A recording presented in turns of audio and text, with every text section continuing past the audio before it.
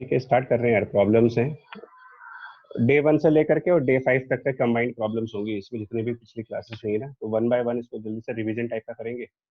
देखो आप first problem देखो इधर,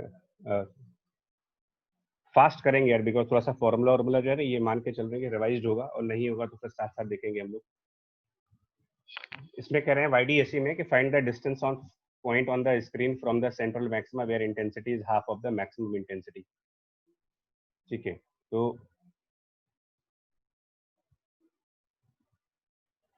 अब इसमें कौन सा फॉर्मूला लगाओगे यार? इंटेंसिटी से रिलेट करने वाला फॉर्मूला चाहिए आपको। देखो, intensity is half of the maximum intensity, जो ये कह रहे हैं इसकी बात करो, मतलब कौन से पॉइंट पर इंटेंसिटी मैक्सिमम की हाफ हो जाएगी।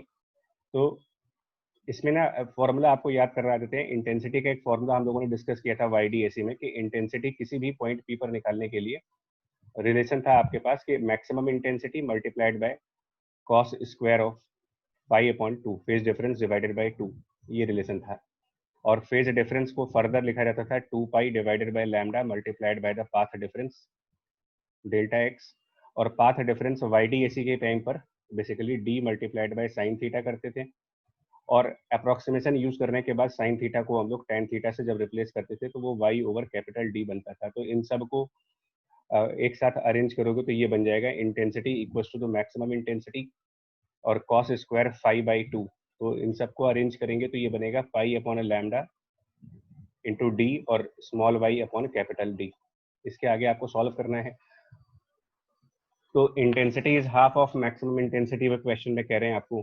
तो ठीक है, लेफ्ट साइड वाली इंटेंसिटी को मैक्सिमम का हाफ कर दीजिए, I equal to I maximum divided by 2 equal to I maximum, and then cos square,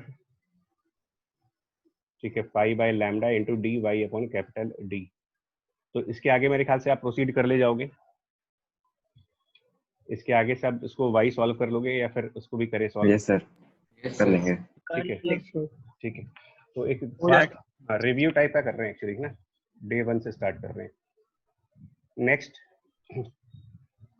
slit 1 of a double slit experiment is wider than slit 2। इसके बारे में डिस्कस किया गया था क्लास में कि अगर स्लिट्स के साइज अनइक्वल हो जाए तो स्लिट 1 का साइज स्लिट 2 के साइज से ज्यादा है।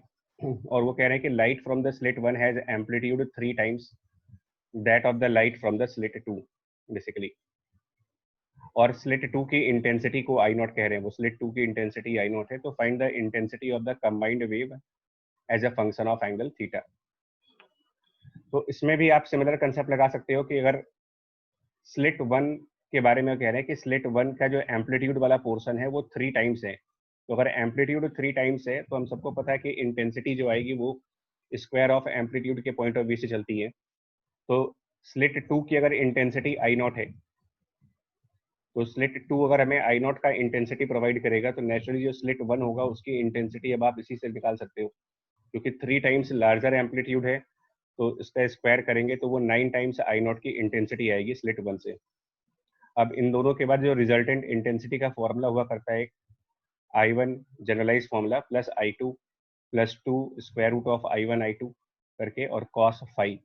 तो यहाँ पर हम फेज डिफरेंस को ना, फाई को डायरेक्टली पुट कर रहे हैं। फेज डिफरेंस को आप लिख सकते हो 2 पाई upon lambda into path difference, जिसको आप रिप्लेस करके डी साइन थीटा कर देंगे। और I1 की जगह पर और I2 की जगह पर I0 और 9 I0 पुट कर सकते हो आप। एक I2 पुट कर दीजिए और एक I1 कर दें। कर लेंगे इसके आगे सिंप्लीफाई इसको भी। Yes sir. ठीक है, चलो नेक्स्ट क्वेश्चन। मेजरमेंट्स देखो, आप रीड कर सकते हो। Measurements are made of intensity distribution. और यहाँ से स्टार्ट करते हैं। At a particular point on the screen the intensity is 81% of the maximum intensity. और ये तब है जब आप 600 नैनोमीटर का वेवलेंथ यूज कर रहे हो। वहां पर 600 नैनोमीटर की वेवलेंथ पर एक पर्टिकुलर पॉइंट पर इंटेंसिटी मैक्सिमम की 81% कही जा रही है। तो कह रहे हैं कि what wavelength of light should be used to reduce the intensity at the same point so that it becomes 64 of maximum। तो फिर से उसी फॉर्मूले का यूज है कि इंटेंसिटी किसी भी पॉइंट P पर निकालने के लिए आपके पास एक ही फॉर्मूला है, maximum intensity multiplied by again cos square. ये वाला फॉर्मूला जो भी फर्स्ट एग्जांपल में यूज किया हमने, cos square pi upon lambda times small d into y upon capital D. यही वाला फॉर्मूला यहाँ पर भी यूज करेंगे, जो ये फॉर्मूला है फर्स्ट वाला है, pi by lambda d y by capital D वाला। तो pi by lambda d times y upon capital D ये यूज करेंगे। फर्स्ट केस में आपसे कहा जा रहा है कि जो इंटेंसिटी है वो 81% मैक्सिमम की है जब लैम्डा 600 है आपका। तो पहले आप यहाँ पर 0.81 टाइम्स मैक्सिमम इंटेंसिटी कर दीजिए, राइट हैंड साइड पर लैम्डा 1 रख देंगे उसकी जगह पर, मान लो कॉस स्क्वायर करके, और यहाँ पर पाई अपॉन लैम्डा 1, लैम्डा 1 बेसिकली 600 हो गया यहाँ पर, वाई बाई कैपिटल टी। और दूसरी बार 64% इंटेंसिटी चाहिए आपको सेम पॉइंट पर, तो सेम पॉइंट पर 64 यानी 0.64 आई मैक्स कर दीजिए यहाँ पर, equal to again I max and then cos square pi by lambda 2, lambda 1 की जगह लैम्डा 2 और d into y by capital D. अब आप ये बताओ इससे लैम्डा 2 कैलकुलेट कर पाओगे या नहीं कर पाओगे? लैम्डा 1 दे रखा है आपको, लैम्डा 1 की वैल्यू 600 नैनोमीटर गिवन है और लैम्डा 2 की वैल्यू पूछी जा रही है, तो कर लेंगे प्रोसीड इन दो इक्वेशंस के बेसिस पर, है ना? एलिमिनेशन इक्वेशंस है, लैम्डा 1 यहाँ पर दे रखा है आपको और लैम्डा 2 नीचे दे रखा है, तो फर्स्ट इक्वेशन से और सेकंड इक्वेशन को जस्ट कंपेयर करके ट्राई करिएगा। इसके आंसर्स आप लोग को भेजने पड़ेंगे, ठीक है? हम लोग आंसर्स क्लास के बाद डिस्कस कर लेंगे। क्वेश्चंस हैं और हिंट एंड सोल्यूशन टाइप पे चल रहा है आपका। तो ये फर्स्ट 3 एग्जांपल हमने इंटेंसिटी के लिए थे, बिकॉज इंटेंसिटी के क्वेश्चंस काफी आते हैं। तो जस्ट इस फॉर्मूले को आप समझ लो कि इस फॉर्मूले का मतलब ये एक इंपॉर्टेंट फॉर्मूला हुआ, तो इसको अपने रिव्यू नोट्स में ऐड कर लेना, क्योंकि इसके ऊपर क्वेश्चंस काफी आते हैं। नेक्स्ट इसमें कह रहे हैं YDSE में इसमें बेसिकली इसमें डबल वेवलेंथ यूज की जा रही है इसमें, ये भी क्वेश्चंस जेई में आ चुके हैं कि जो इंसिडेंट लाइट है वो इंक्लूड कर रही है light of wavelength lambda 1 as well as lambda 2, दो वेवलेंथ आप उसमें यूज कर रहे हो एक साथ। YDSE के एक्सपेरिमेंट में एक साथ दो वेवलेंथ यूज करी जा रही है। स्लिट्स की सेपरेशन 0.15 है, मतलब वो स्मॉल डी दे रखा है हमें, स्मॉल डी की वैल्यू 0.15 मीटर है, मिलीमीटर सॉरी 0.15 मिलीमीटर। और overlapping interference patterns are formed on a screen 1.40 metre, यानी कैपिटल डी की वैल्यू दे रखी है 1.40 मीटर। अब आपसे कैलकुलेट करना चाहते हैं minimum distance from the centre of screen to a point where the bright line of lambda 1, lambda 1 की जो ब्राइट लाइन है और वो कोइंसाइड कर जाए ब्राइट लाइन ऑफ लैम्डा 2 से। तो ब्राइट लाइन मतलब मैक्सिमम की बात करते हैं, तो वो याद करेंगे ना, अगर वाई कोऑर्डिनेट अगर आपको निकालना हो ऑफ मैक्सिमम, यानी मैक्सिमम यानी कि ब्राइट फ्रिंजेस की बात करते हैं, जब nth ब्राइट फ्रिंज का जो फॉर्मूला होता है, तो उसके लिए फॉर्मूला आप लिखते हो n times d lambda divided by small d, nth maximum की डिस्टेंस सेंटर ऑफ स्क्रीन से nth मैक्सिमा की जो डिस्टेंस का फॉर्मूला है वो y equal to n d lambda by small d. और क्वेश्चन के हिसाब से लैम्डा 1 और लैम्डा 2 दोनों के ब्राइट लाइंस किसी कॉमन पॉइंट पर कोइंसाइड कर रहे हैं, तो इसका मतलब y की वैल्यू अगर आप लैम्डा 1 वाली वेवलेंथ के लिए निकालेंगे फॉर लैम्डा 1 वेवलेंथ, तो ये n1 लिखेंगे d लैम्डा 1 बाई डी, और y की वैल्यू फॉर लैम्डा 2 वेवलेंथ निकालेंगे जब, तो यहाँ पर कुछ n2 मान लेंगे और ये d lambda 2 divided by d। Coincide करने का मतलब ये दोनों y सेम होने चाहिए, अगर दोनों के ब्राइट पॉइंट्स कोइंसाइड कर रहे हैं तो दोनों के y कोऑर्डिनेट सेम बनने चाहिए आपके। इससे आपको मिल जाएगा n1 lambda 1 should be equal to n2 lambda 2, that means कि n1 बाई n2 की वैल्यू आपको मिल जाएगी यहाँ से लैम्डा 2 अपॉन लैम्डा 1।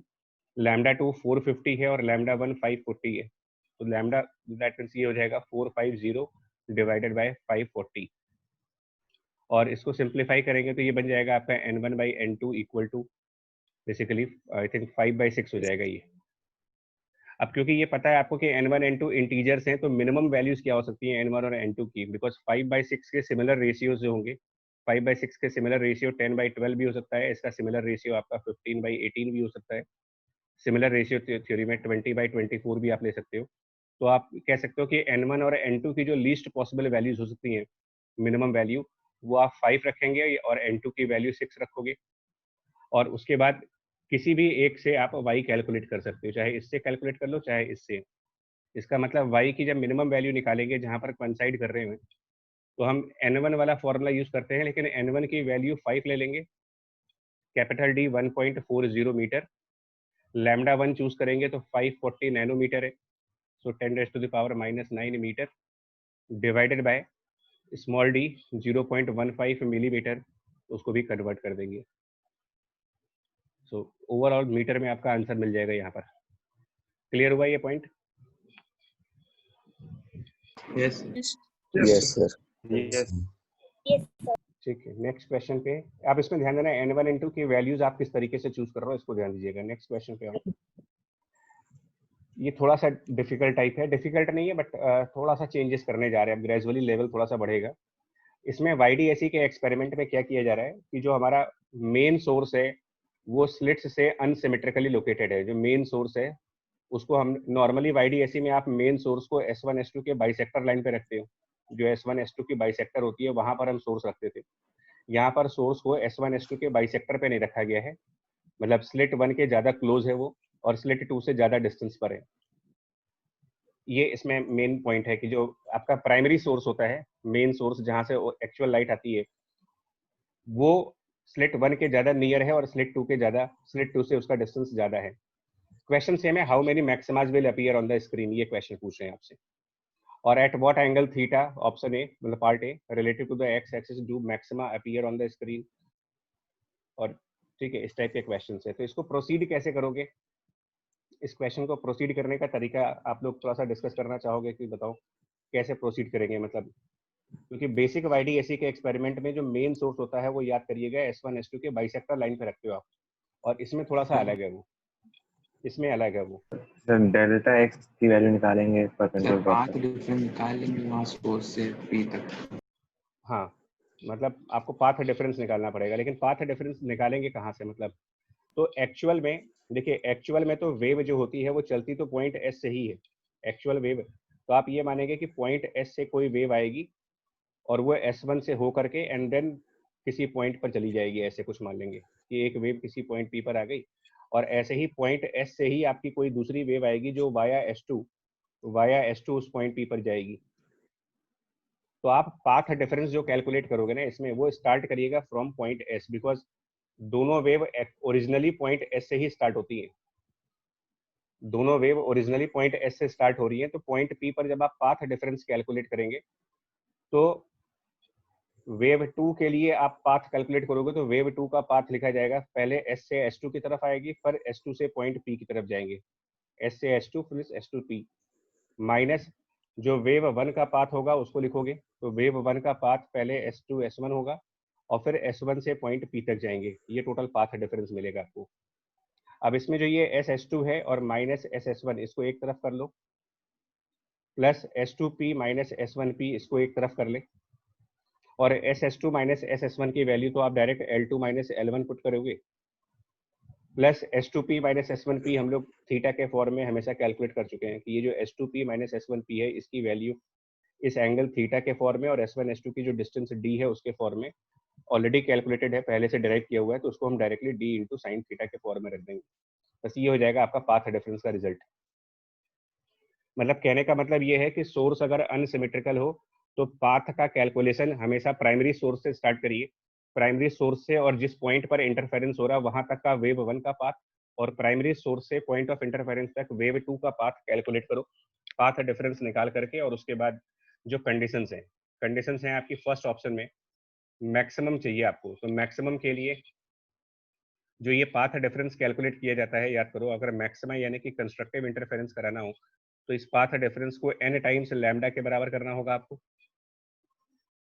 और बी पार्ट कह रहे हैं how many maximas will appear on the screen, ये एक क्वेश्चन है कि कितने मैक्सिमा अपीयर होंगे, ये कैसे पता लगाओगे आप।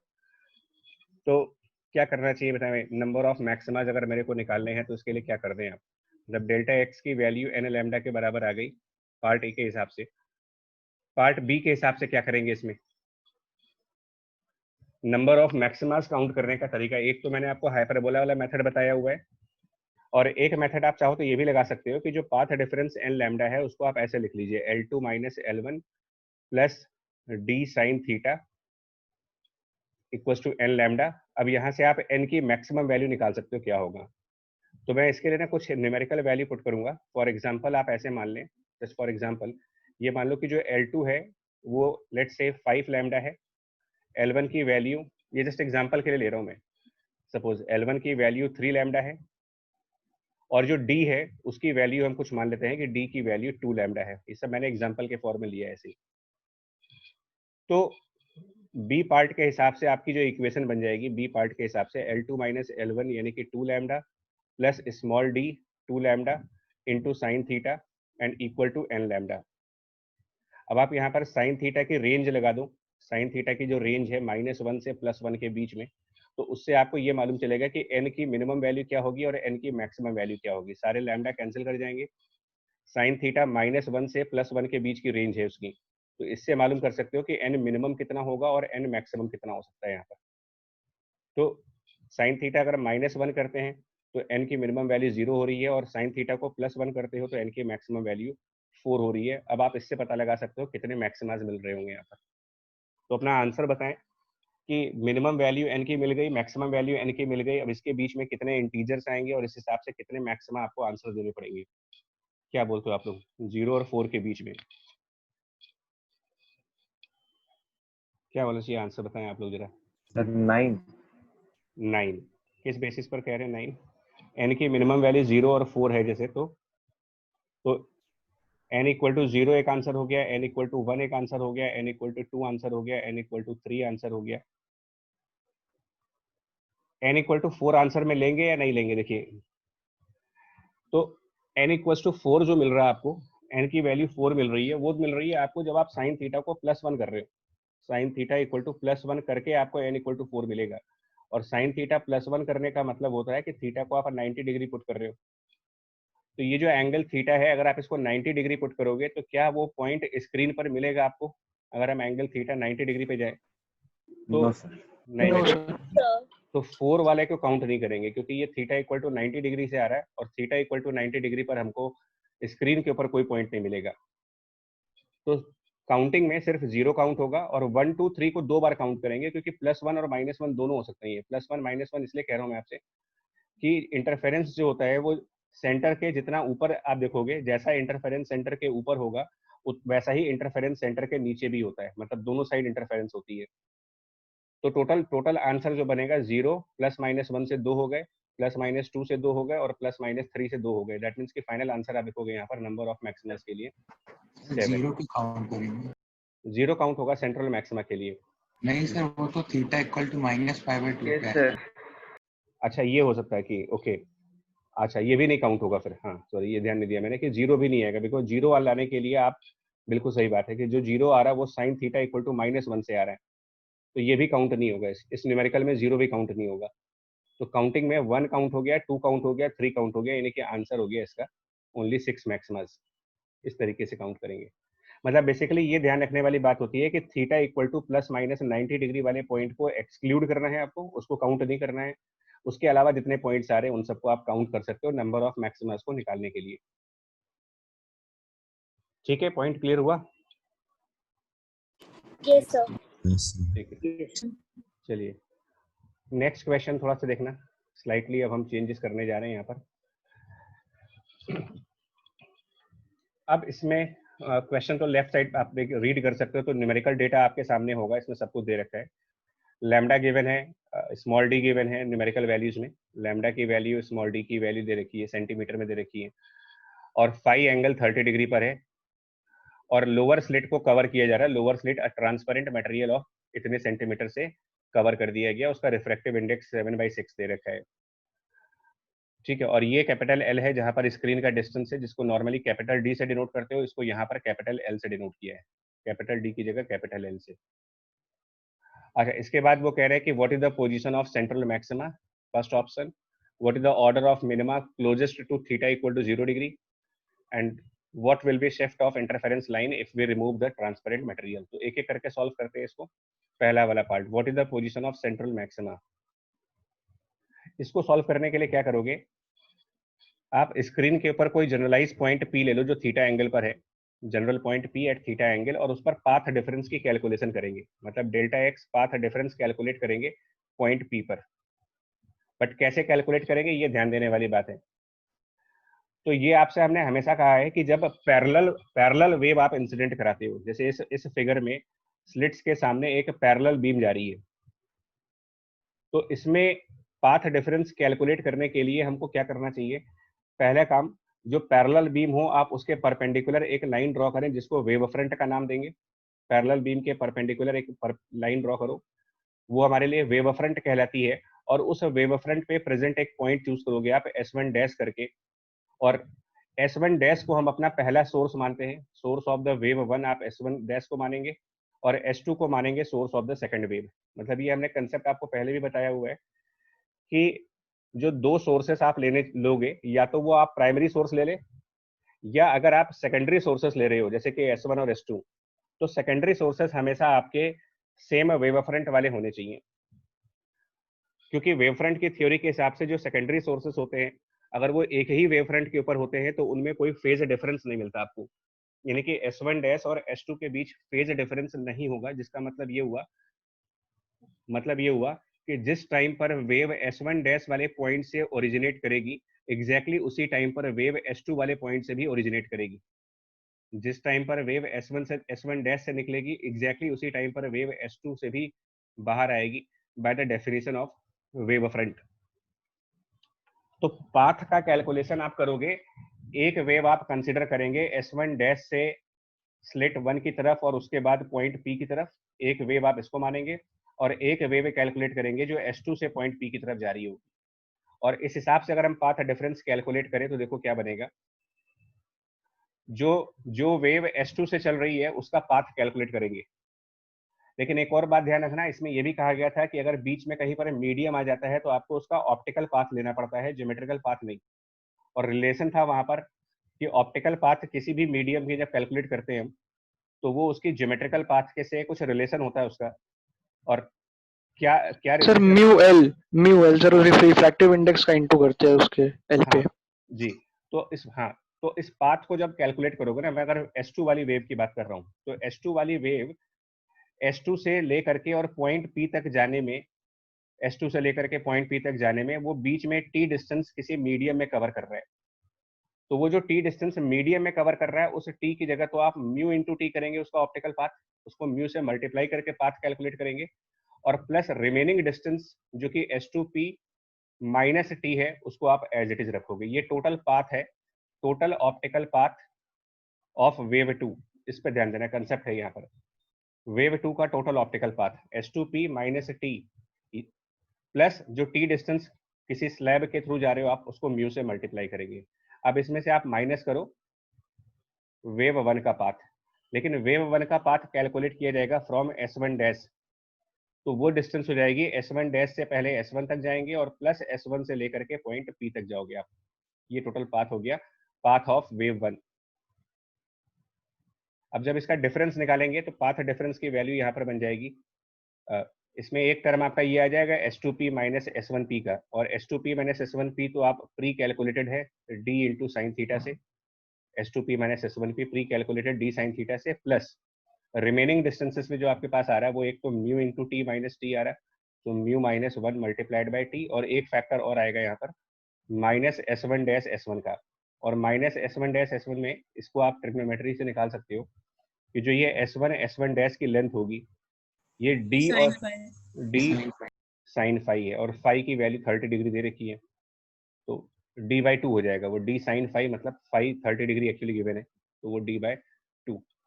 ये कुल मिलाकर के ओवरऑल पाथ डिफरेंस निकाला गया है किसी जनरलाइज पॉइंट P के ऊपर। अब सेंट्रल मैक्सिमा की बात करते हैं, तो सेंट्रल मैक्सिमा हमेशा वहां पर बनेगा जहां पर कि टोटल पाथ डिफरेंस की वैल्यू 0 बन जाती है। सेंट्रल मैक्सिमा का डेफिनेशन ही यही है, it is the maxima corresponding to a 0 path difference value. तो पार्ट ए के लिए जहां पर आपको सेंट्रल मैक्सिमा चाहिए, वहां पर आप रिलेशन चेंज करो और ये कह दो कि जो पाथ डिफरेंस कैलकुलेट किया है उसको 0 होना पड़ेगा। पाथ डिफरेंस को 0 कैलकुलेट करेंगे तो डी साइन थीटा को अप्रोक्सीमेशन से चेंज करेंगे, जो साइन थीटा है उसको अप्रोक्सीमेशन से, अगर पॉइंट पी का डिस्टेंस वाई हो, ये मान लीजिए कि अगर पॉइंट पी यहाँ से वाई डिस्टेंस पे है, तो साइन थीटा को अप्रोक्सीमेटली आप वाई ओवर कैपिटल डी यानी कि capital L plus mu minus 1 multiplied by T और माइनस D/2, और इस पूरे को उठा करके आपको 0 करना होगा। अब इसमें सारी वैल्यूज गिवन है, ध्यान से देखो आपको, तो रिफ्रैक्टिव इंडेक्स म्यू मतलब n दे रखा है आपको, स्मॉल d की वैल्यू दे रखी है, मतलब सब कुछ गिवन है इसमें। समझ गए आप? स्मॉल डी की वैल्यू दे रखी है, एल की वैल्यू दे रखी है, म्यू की वैल्यू क्वेश्चन में दे रखी है, थिकनेस टी की वैल्यू भी दे रखी है।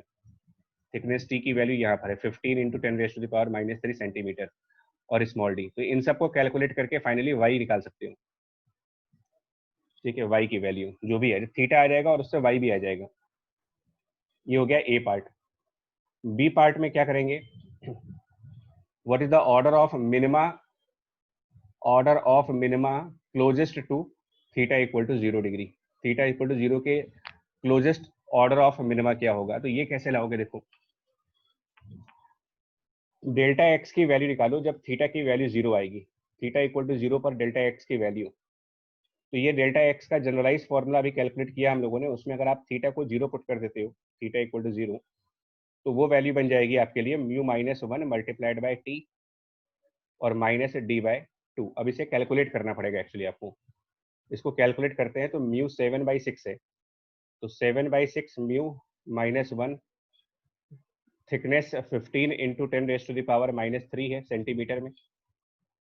तो फर्दर उसको 10⁻² और करेंगे मीटर के लिए, माइनस d/2 और d 25 इंटू 10⁻⁻4, वो भी सेंटीमीटर है, तो उसको भी फर्दर आप 10⁻² से कंपेयर करोगे।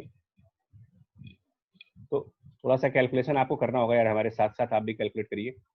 और ये जो पूरी वैल्यू बनेगी है ना, ये पूरी वैल्यू, ये आपको चेक करना पड़ेगा कि ये कितना आ रहा है, मतलब ये टोटल वैल्यू कितनी आ रही है।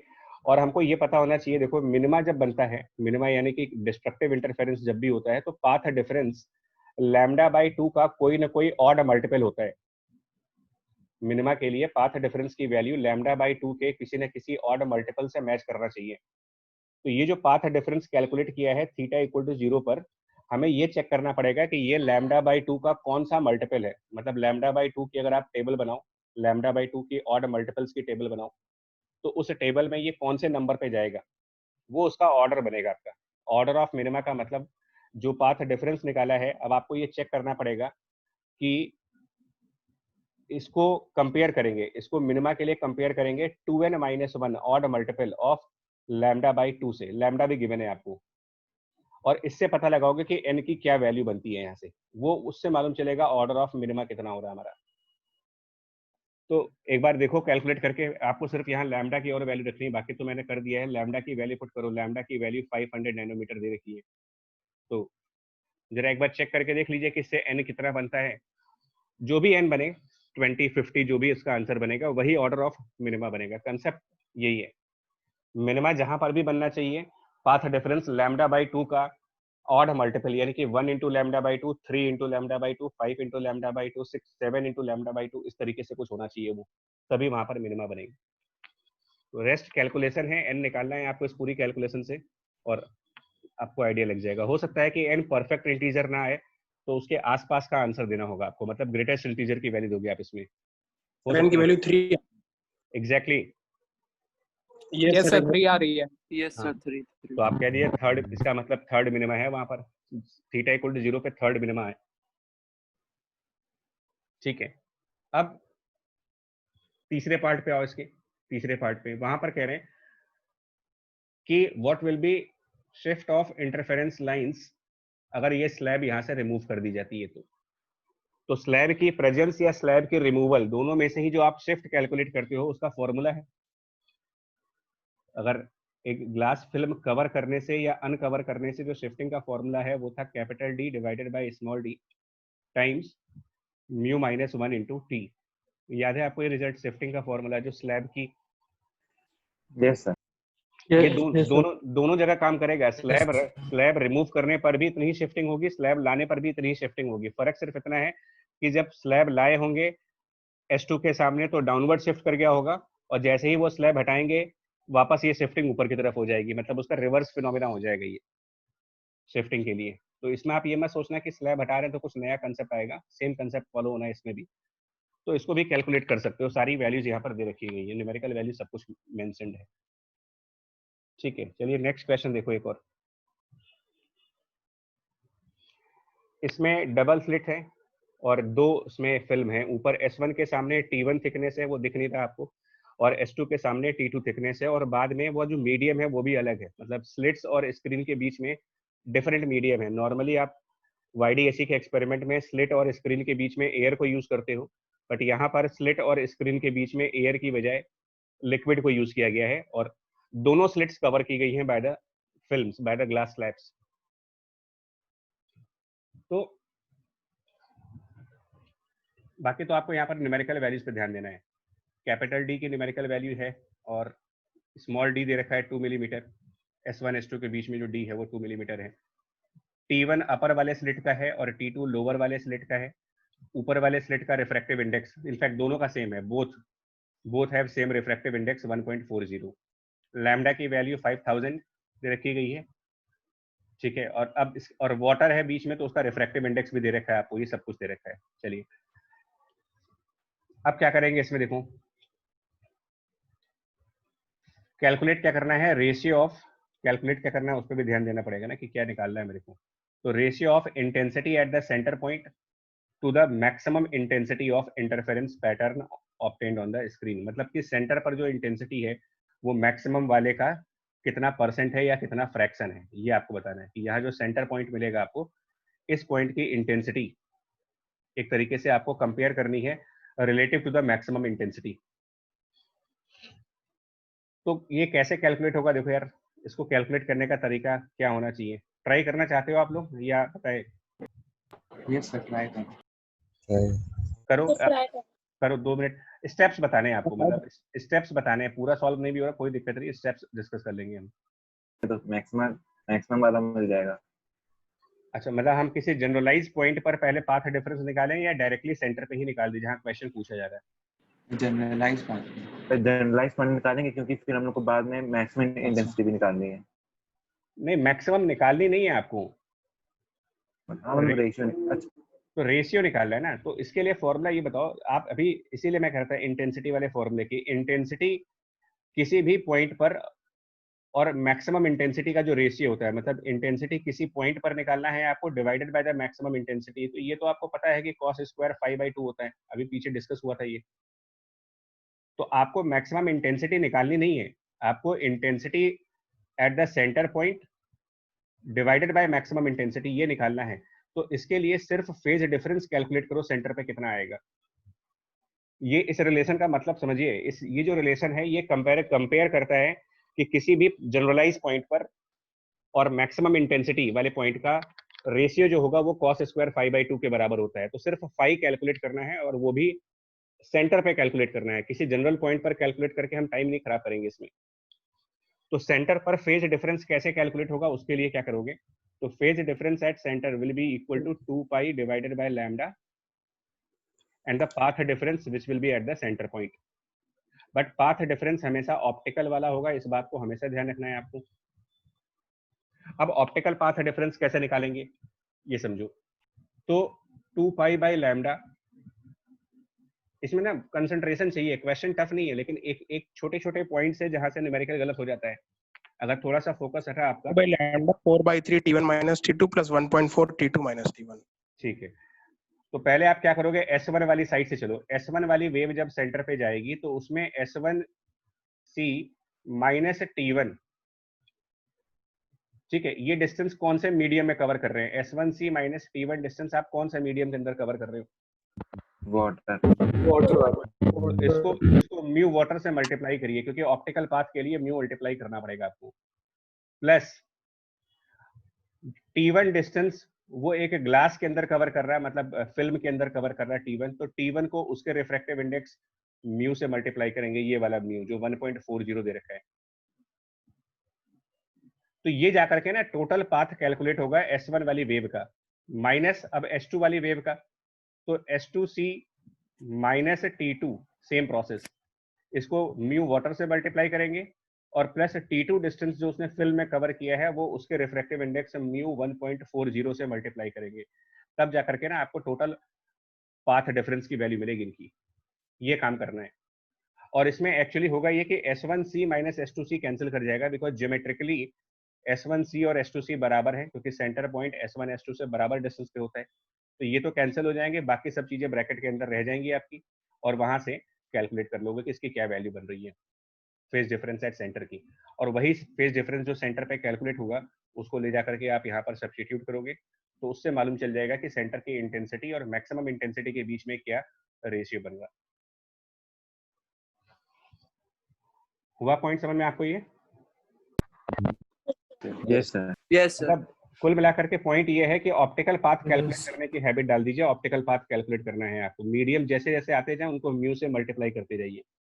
लेकिन ये सब कुछ करने के बाद मैं फिर बोलता हूँ आपको, एक और ध्यान रखना, कभी कभी क्वेश्चन वाले ना गेम खेल जाते हैं आपसे। वो ये जो लैम्डा होगा यहाँ पर, वो लैम्डा वैक्यूम वाला होना चाहिए, मतलब फ्री स्पेस की वेवलेंथ। और अब आपके इस क्वेश्चन में a monochromatic light beam of wavelength 5000, तो ये तो बताया नहीं है कि कौन से मीडियम का वेवलेंथ है, बिकॉज वेवलेंथ कैरेक्टरिस्टिक प्रॉपर्टी तो होती नहीं है। वेवलेंथ एक ही लाइट वेव की अलग अलग मीडियम्स में अलग अलग होने लगती है। तो ये आप क्या मानेंगे बाय डिफॉल्ट कि 5000 एंगस्ट्रॉम जो वेवलेंथ है, ये कहाँ की वेवलेंथ है? ये फ्री स्पेस की वेवलेंथ है, ग्लास के अंदर की वेवलेंथ है, वाटर के अंदर की वेवलेंथ है, कहाँ की वेवलेंथ माने इसको? वैक्यूम। वैक्यूम। हाँ, लेकिन कभी कभी क्वेश्चन में क्या होता है, वो लिख देते हैं कि लैम्डा ग्लास का है, तो ध्यान रखना है आपके 2 पाई अपॉन लैम्डा में जो लैम्डा होगा वो हमेशा वैक्यूम का कवर करेंगे आप। अगर किसी और मीडियम की वेवलेंथ दे रखी गई है तो पहले उससे आप वैक्यूम की वेवलेंथ कैलकुलेट करें, और उनका एक ही ये रिलेशन होता है कि वेवलेंथ किसी भी मीडियम में जब निकालना होता है आपको, इस क्वेश्चन में तो नहीं है बट किसी और क्वेश्चन के लिए बोल रहा हूँ, तो wavelength in a medium is wavelength in vacuum. Basically ये फॉर्मूला होता है रे ऑप्टिक्स के थ्रू, और डिवाइडेड बाय उसका जो रिफ्रैक्टिव इंडेक्स होगा म्यू ऑफ दैट मीडियम। तो अगर न्यूमेरिकल में बाई चांस मीडियम का वेवलेंथ दिया होगा तो पहले आप इस रिलेशन से वैक्यूम वाली वेवलेंथ को कैलकुलेट करोगे, क्योंकि फेज डिफरेंस कैलकुलेशन में लैम्डा हमेशा वैक्यूम का लिया जाएगा अगर आप ऑप्टिकल पाथ वाले कंसेप्ट लगा रहे हो तब। तो ये कुछ पॉइंट्स हैं जिसको बड़ा ध्यान रखना। कभी कभी क्या होता है कि हम सब कुछ सही कर रहे होते हैं और इस जगह पर हमारा कंसंट्रेशन ब्रेक हो जाता है, और इस छोटे पॉइंट की वजह से हमारी पूरा जो आंसर है वो माइनस में चला जाता है, नेगेटिव मार्किंग हो जाती है हमारी। नेक्स्ट,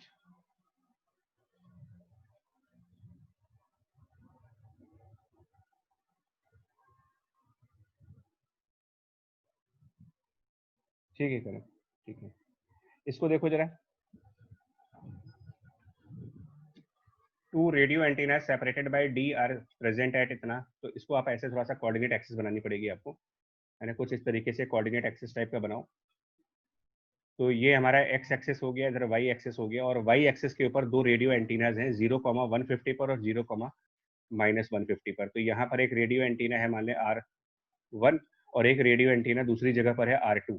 तो ये 150, ये कोऑर्डिनेट 0,150, दूसरा coordinate 0,-150 present on the y axis. This simultaneously emit signals of equal wavelength, or a radio in a car traveling along the line x equal to 1000 metre. तो line x equal to 1000 metre का मतलब वो जो car है वो कुछ ऐसी line पर चल रही है x इक्वल टू 1000, ये वो लाइन हो जाएगी parallel to the y axis. तो इस लाइन के ऊपर कोई कार मूव कर रही है, ठीक है, और उसके बारे में कह रहे हैं, ए पार्ट में कह रहे हैं कि when the car is at a position of 1000,400, मतलब यहाँ कहीं पर कार होगी क्वेश्चन के हिसाब से। जब वो कार 1000,400 मीटर वाले कोऑर्डिनेट पर है तो वहां पर इट रिसीव्स सेकंड मैक्सिमा, मतलब इस लोकेशन पर उसको सेकंड मैक्सिमा मिल रहा है क्वेश्चन के हिसाब से। तो आपको पहले तो लैम्डा बताना है इसमें कि लैम्डा की क्या वैल्यू होगी, और उसके बाद how much further must be car travel to encounter the next minimum. तो पहला पार्ट सॉल्व करें यार, लैम्डा कैसे निकालेंगे इसमें ना। तो सेकंड मैक्सिमा मिल रहा है इसको 1000,400 वाली लोकेशन पर सेकंड मैक्सिमा मिल रहा है, तो आप इससे लैम्डा कैसे निकालोगे? देखो इसमें sir 2d lambda by D को 400 पे इक्वेट कर देंगे। नहीं बच्चा, एक बार ध्यान दो ना, इसीलिए मैं कह रहा हूँ कुछ चीजें कभी कभी न्यूमेरिकल में फंस जाती हैं। क्या कैपिटल डी स्मॉल डी से बहुत बड़ा नंबर है? स्मॉल डी देखो कितना, स्मॉल डी R1 और R2 के बीच का डिस्टेंस है 300 मीटर, और कैपिटल डी इसको बोलते हो आप, अगर YDAC से कंपेयर करो तो कैपिटल डी 1000 मीटर है। क्या ये बहुत बड़ा नंबर हुआ? क्या आप ये कह सकते हो capital D is much larger than small D? 1000 और 300 है, तो ये वाला कंसेप्ट नहीं काम करेगा, यानी अप्रोक्सीमेशन काम नहीं करेंगे यहाँ पर। यही कुछ पॉइंट्स के लिए मैंने आज न्यूमेरिकल रखा है, इसीलिए आज की क्लास रखी भी है कि कई जगहों पर आपको फॉर्मूले की आदत पड़ जाती है, लेकिन कुछ बातें ध्यान रखने वाली है। तो इसको क्या करोगे ना, फंडामेंटल स्टेप से चलिए। फंडामेंटल स्टेप क्या होगा, R1 से इस पॉइंट तक का आप एक वेव आएगी और एक वेव R2 से इस पॉइंट पर आएगी। आपको ना कोऑर्डिनेट ज्योमेट्री के डिस्टेंस फॉर्मूले का यूज करना होगा, कोऑर्डिनेट ज्योमेट्री का डिस्टेंस फॉर्मूला, और R1 से कार तक का डिस्टेंस निकालोगे। ठीक है, R1 से कार तक का डिस्टेंस आप कैलकुलेट करोगे, उसको D1 मान लें। तो ये डिस्टेंस से निकाल सकते हो ना, दो डिस्टेंस बिटवीन टू कोऑर्डिनेट्स, 0,150 एक कोऑर्डिनेट है और 1000,400 दूसरा कोऑर्डिनेट है। तो ये डिस्टेंस हो जाएगी square root of 1000 square and plus वो जो 400 माइनस 150 यानी कि 250 स्क्वायर। और ऐसे ही आपको जनरलाइज फॉर्मूले से डिस्टेंस D2 निकालना पड़ेगा, कोऑर्डिनेट ज्योमेट्री यूज करके, डिस्टेंस फॉर्मूले को यूज करके। तो ये हो जाएगा 1000 स्क्वायर और प्लस 400 माइनस 150 यानी 550 का स्क्वायर। ये करोगे इसको। अब जो ये D2 माइनस D1 आएगा ना, ये पाथ डिफरेंस हुआ। मतलब ये जो सेकंड मैक्सिमा कह रहे हैं, तो बेसिकली क्या हुआ, D2 minus D1 is path difference, और सेकंड मैक्सिमा के लिए it should be 2 times of lambda, because maxima के लिए ये हमेशा n लैम्डा के बराबर आता है, तो 2 लैम्डा के बराबर। इसमें कोई अप्रोक्सीमेशन यूज नहीं करना आपको। तो इससे निकाल सकते हो कि लैम्डा की क्या वैल्यू बनेगी फर्स्ट पार्ट में। मतलब ये होता क्या है ना कि हम लोग YDAC से कंपेयर करते करते इतने हैबिचुअल हो जाते हैं कि हम वही फॉर्मूले यूज करने लगते हैं, चाहे कैपिटल डी और स्मॉल डी कंपेरेबल हो या फिर बहुत बड़ा नंबर हो बहुत छोटा नंबर है, दोनों जगह आप सेम फॉर्मूला यूज करते हो, जो कि गलत कंसेप्ट हो जाएगा यहाँ पर। अच्छा, अब बी पार्ट के लिए क्या करेंगे, क्वेश्चन के बी पार्ट के लिए वो क्या करें, और कितना वो कार ट्रेवल करे, कार और कितना डिस्टेंस ट्रेवल करे ताकि उसको नेक्स्ट मिनिमम मिल जाए। आपको मैक्सिमा तो मिल गया, सेकंड मैक्सिमा, तो ये कार अपनी इस लोकेशन से कितना ऊपर और जाए ताकि इसको नेक्स्ट मिनिमा की कंडीशंस मिले, नेक्स्ट मिनिमा।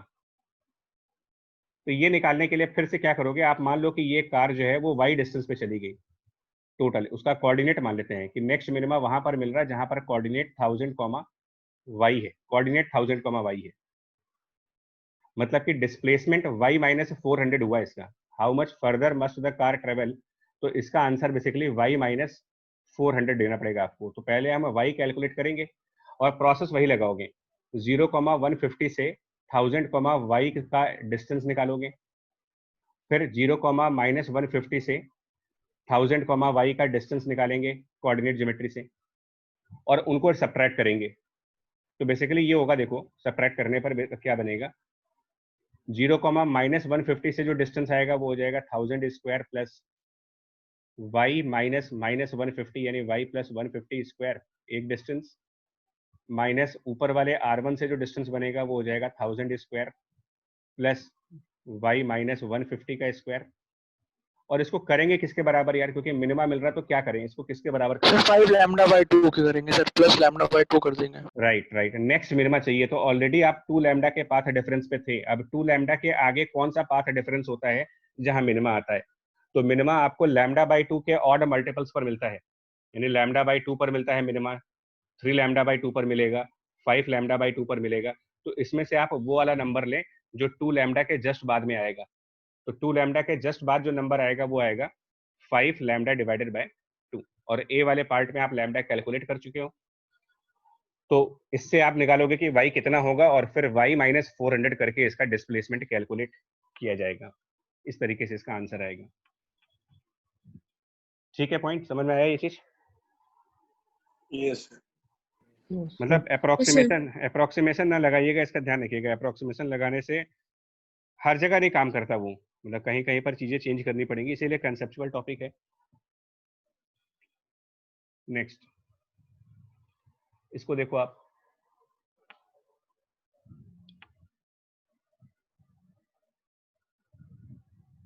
तो इसमें थोड़ा सा डायग्राम एक्चुअली बड़ा करते हैं, आपको थोड़ा सा इसको और एनलार्ज कर देते हैं। देखो इसमें वो रडार रखा गया है जो आप देख सकते हो, एक माउंटेन एच हाइट पर एक रडार है, रडार वो सिग्नल कैच करने के लिए बनाया गया है।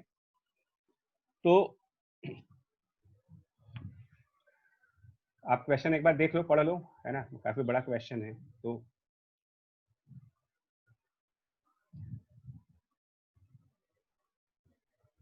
क्वेश्चन पढ़ के बताना आपको समझ आया कि नहीं आया यहाँ पर।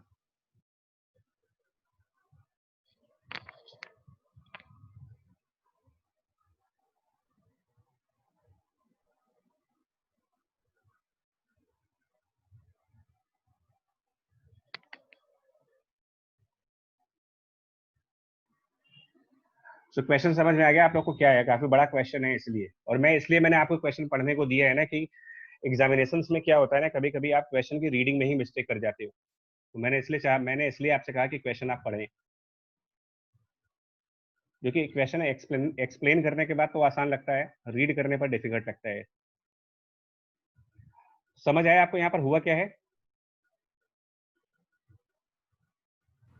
Yes sir. Yes sir. Yes sir. ठीक है। इसमें क्या है कि ये जो रडार आप देख रहे हो ना, बेसिकली ये जो डिस्क टाइप का एक रडार आपको दिख रहा है कि ये जो रडार है, तो इस रडार पे क्या हो रहा है, एक तो डायरेक्ट वेव आ रही है, एक डायरेक्ट वेव उस रडार के ऊपर गिर रही है, और एक वेव वो है जो वाटर्स की सरफेस से, पानी के सरफेस से रिफ्लेक्ट होकर के वहां तक पहुंच रही है। दो वेव आ रही है उस रडार के ऊपर, ठीक है। तो एक डायरेक्ट वेव कहीं से आ रही है और दूसरी वेव जो पानी के सरफेस पर गई वहां से रिफ्लेक्ट हुई और रिफ्लेक्ट होने के बाद उस रडार के ऊपर गई। पहला क्वेश्चन तो ये है कि आपको इनके बीच का पाथ डिफरेंस कैलकुलेट करना है, वो इन्होंने प्रूफ करने को कहा है। Show that the path difference between the radio waves from the image and those directly coming from the source is 2h sin theta। ये पहले तो आपको ये कैलकुलेट करना है, उसके बाद और what type of interference it is, मतलब ये कंस्ट्रक्टिव है या डिस्ट्रक्टिव है, ये सब बताना है आपको। मतलब एक्चुअली ये थियोरेटिकल क्वेश्चन था, डिस्कशन बेस्ड क्वेश्चन था, बट जेई में ऑलरेडी सिमिलर क्वेश्चन भी आ चुका है, तो हम लोग उस क्वेश्चन को नहीं कराते, जो ओरिजिनल क्वेश्चन है वही डिस्कस करते हैं हमेशा, जहाँ से कंसेप्ट बिल्डिंग होती है। तो इसमें देखो मेन कंसेप्ट क्या लगाओगे आप, मेन कंसेप्ट इसमें ये लगाना है आपको। देखो एक सिमिलर क्वेश्चन जेई में आ चुका है, मैं पहले बता दूं आपको, ऑलरेडी आ चुका है। तो एक वेव हमारे पास यहाँ से आ रही है वाटर की सरफेस पे, जो रिफ्लेक्ट होकर के यहाँ जा रही है, एक ऐसे वेव आ रही है, और एक वेव आप डायरेक्टली किसी पॉइंट पर रिसीव कर रहे हो, तो उसको ऐसे दिखा दे रहे, एक डायरेक्ट वेव है और एक रिफ्लेक्टेड वेव है।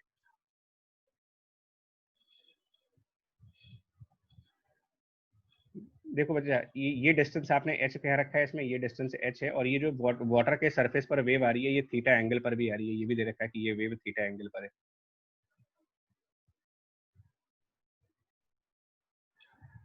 देखिए फर्स्ट कंसेप्ट क्या फॉलो करना है वो बता दूं आपको। पहला कंसेप्ट तो ये लगाओगे कि जो आपकी वेव है, इंसिडेंट वेव, वो पैरेलल वेव है, पैरेलल इंसिडेंट वेव है। फर्स्ट पॉइंट तो आप इसको ध्यान दीजिएगा।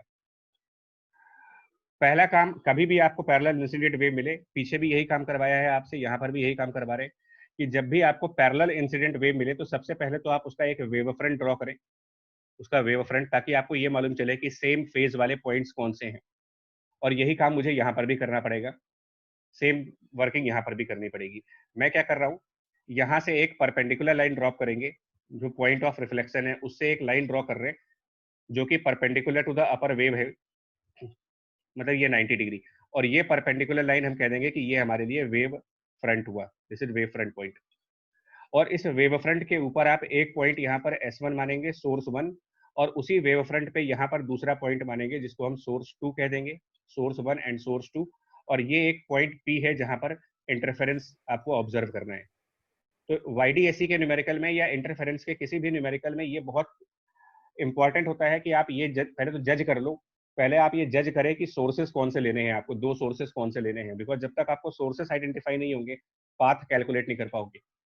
और सोर्स आइडेंटिफाई करने का सबसे आसान तरीका है, in case of parallel wave, आप उसका एक वेव फ्रंट ड्रॉ कर दीजिए और उसी वेव फ्रंट पे दो पॉइंट्स चूज कर लो। यानी कि अब आप ये मानेंगे, मतलब ये हुआ कि अब आपको ये मानना है कि एक वेव पॉइंट S1 से चल करके पॉइंट P तक आएगी, एक वेव S1 से पॉइंट P तक आएगी, और एक वेव S2 से चल करके पॉइंट P तक जाएगी। ऐसे मानेंगे आप कि दो वेव ऐसे आ रही है, एक S1 से पॉइंट P पर और एक S2 से पॉइंट P पर। और अब आप कैलकुलेट करो कि इनके बीच में क्या पाथ डिफरेंस मिलेगा, डेल्टा x की वैल्यू अगर कैलकुलेट करनी हो पॉइंट P पर। तो एक वेव हमारा S2 से पॉइंट P तक जा रहा है तो उसका पाथ हो गया S2P, दूसरा वेव S1 से पॉइंट P तक आ रहा है यानी कि माइनस S1P। अब S2P और S1P को कैलकुलेट करना पड़ेगा आपको। S2P और S1P कैलकुलेट करेंगे तो वो इस हाइट के फॉर्म में कैलकुलेट करना है। ये जो हाइट आपको यहाँ पर h दी गई है ना, इससे कैलकुलेट करो। यहाँ पर अगर थीटा एंगल बन रहा है तो लॉ ऑफ रिफ्लेक्शन से दूसरे साइड भी थीटा एंगल बनेगा। अगर यहाँ पर आप थीटा एंगल बना रहे हो तो रिफ्लेक्शन के बाद उस वाटर से फिर थीटा एंगल पर रहोगे आप लॉ ऑफ रिफ्लेक्शन में, बिकॉज एंगल ऑफ इंसिडेंस और एंगल ऑफ रिफ्लेक्शन सेम होने चाहिए। तो अगर वाटर की सरफेस पर थीटा एंगल पर स्ट्राइक किया था तो रिफ्लेक्ट करके भी आप थीटा एंगल पे ही जाओगे उधर से। तो अगर ये थीटा और एच है तो अब आप बता सकते हो कि H2P की लेंथ कितनी बनेगी ट्रायंगल की प्रॉपर्टी से। फिर h cosec थीटा। हाँ, मतलब h divided by sine theta. और S1P की लेंथ क्या बनेगी? S1P भी कैलकुलेट करना है आपको। S1P, तो S1P को कैलकुलेट करने के लिए ना आप ये वाला ट्रायंगल देखो, ट्रायंगल PS1S2, ट्रायंगल PS1S2 को आप चेक करिए, ट्रायंगल PS1S2, क्योंकि इसके अंदर PS2 आप निकाल चुके हो, PS2 की वैल्यू आप अभी निकाले हो h अपॉन साइन थीटा है, और अब आपको निकालना है PS1 कितना होगा, इसमें PS1 कैलकुलेट करना है। तो अब आप इसको ट्राई करके देखो कि यहाँ पर कितना एंगल बनेगा। देखिए ये एंगल PS2S1 निकालो आप, एंगल PS2S1 की वैल्यू क्या बनेगी ये निकाल सकते हो। देखो 90 अब minus 2. 90 minus 2 theta. 90 minus 2 theta. हाँ, तो इसका मतलब S1PS2 2 थीटा एंगल बनेगा। एंगल S1PS2 की वैल्यू निकालोगे तो ये 2 थीटा के बराबर बन जाएगी, हो जाएगी ये चीज। Yes. तो अब बताए PS1 कितना आएगा। इस ट्रायंगल PS1S2 वो राइट एंगल्ड है, S1 पर 90 डिग्री एंगल बन रहा है, S1 पर 90 डिग्री एंगल बन रहा है, तो इससे कैलकुलेट करके देख लो कि PS1 की वैल्यू क्या बनेगी यहाँ पर। Sir, h cosec theta cos 2 theta. मतलब h divided by sine theta और into cos theta, cos 2 theta. cos 2 theta. बहुत ध्यान से करिएगा इस क्वेश्चन को, ये टोटल पाथ डिफरेंस है। अब आपको ये प्रूफ करना है कि इसकी वैल्यू 2h साइन थीटा के बराबर आएगी। अब आप सिंप्लीफाई करो, वो देख लो आप, क्या इसको सिंप्लीफाई करके आपको 2h साइन थीटा बनेगा ये चीज? Yes, sir. देख लीजिए सॉल्व करके, cos 2 थीटा को सिंप्लीफाई करके देखो क्या Yes, ये sir. बन रहा है। मतलब ये चीज सिंप्लीफाई करके 2h sine theta. Yes sir. Yes sir करना। ठीक, अब ये तो हो गया आपका पहला पार्ट। आसान क्वेश्चन नहीं, मैं पहले बता रहा हूँ आपको, इसलिए आसान नहीं है कि बहुत सारे लोगों को ये कंसेप्ट नहीं स्ट्राइक करता है कि आपको वेव फ्रंट बना करके ही सोर्सेस देखने पड़ते हैं और वहीं से फिर पाथ डिफरेंस को कैलकुलेट करना पड़ता है। उसके बाद आपसे कह रहे हैं कि कैसा इंटरफेरेंस होगा अगर 2h sine theta n lambda हुआ, यानी कि पाथ डिफरेंस अगर n लैम्डा के बराबर हो जाए तो ये किस टाइप का इंटरफेरेंस हुआ, कंस्ट्रक्टिव इंटरफेरेंस हुआ या फिर डिस्ट्रक्टिव इंटरफेरेंस? Sir destructive होगा sir.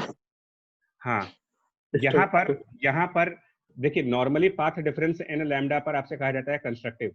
नॉर्मली आपसे ये कहते हैं कि पाथ डिफरेंस अगर n लैम्डा है तो कंस्ट्रक्टिव इंटरफेरेंस बोल सकते हो।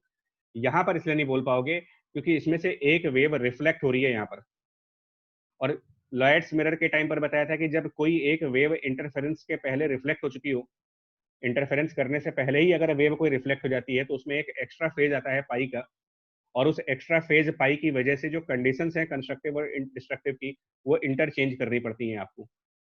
इसीलिए आपसे सेकंड क्वेश्चन पूछा जा रहा है कि 2h साइन थीटा बराबर n लैम्डा, मतलब पाथ डिफरेंस n लैम्डा क्या कह दें। नॉर्मल रेगुलर कंडीशंस में तो कंस्ट्रक्टिव होता है, बट क्योंकि इसमें रिफ्लेक्शन इन्वॉल्व है तो आप इसी कंडीशन पर नेचर ऑफ इंटरफेरेंस का जब नाम दोगे तो वो कहलाएगा आपके लिए डिस्ट्रक्टिव इंटरफेरेंस। उसका रीजनिंग आप दोगे extra phase difference pi due to reflection of wave at the point S2, water के सरफेस पे जो वेव रिफ्लेक्ट हो रही है उसकी वजह से।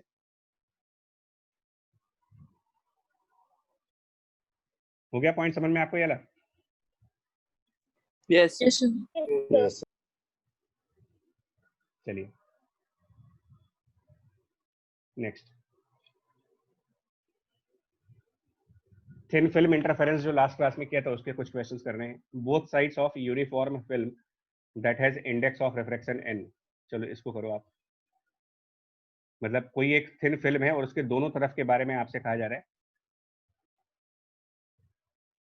इस टाइप से फिल्म मान लेते हैं, और इसके दोनों तरफ both side of a film has a index n d और कांटेक्ट विद द एयर, मतलब कि उस फिल्म के दोनों तरफ एयर है, इधर भी एयर है इधर भी एयर है, और यहाँ पर एक फिल्म है जिसका रिफ्रैक्टिव इंडेक्स n है और उसकी थिकनेस d के बराबर दे रखी है आपको।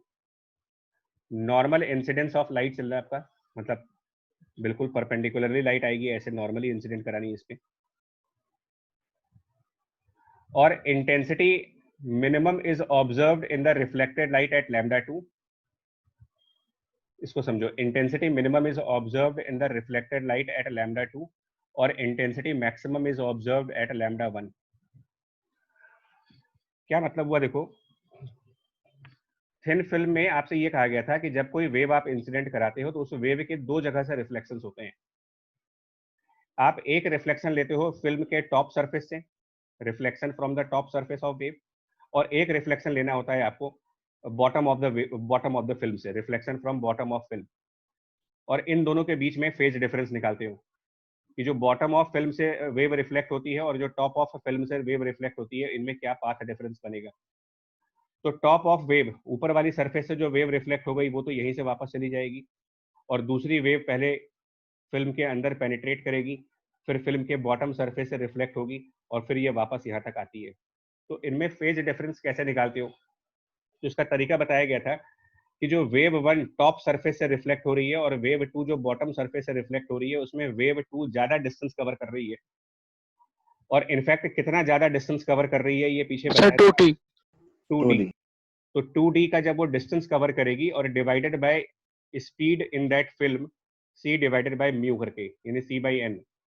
तो extra distance divided by speed is the extra time, and extra time divided by time period.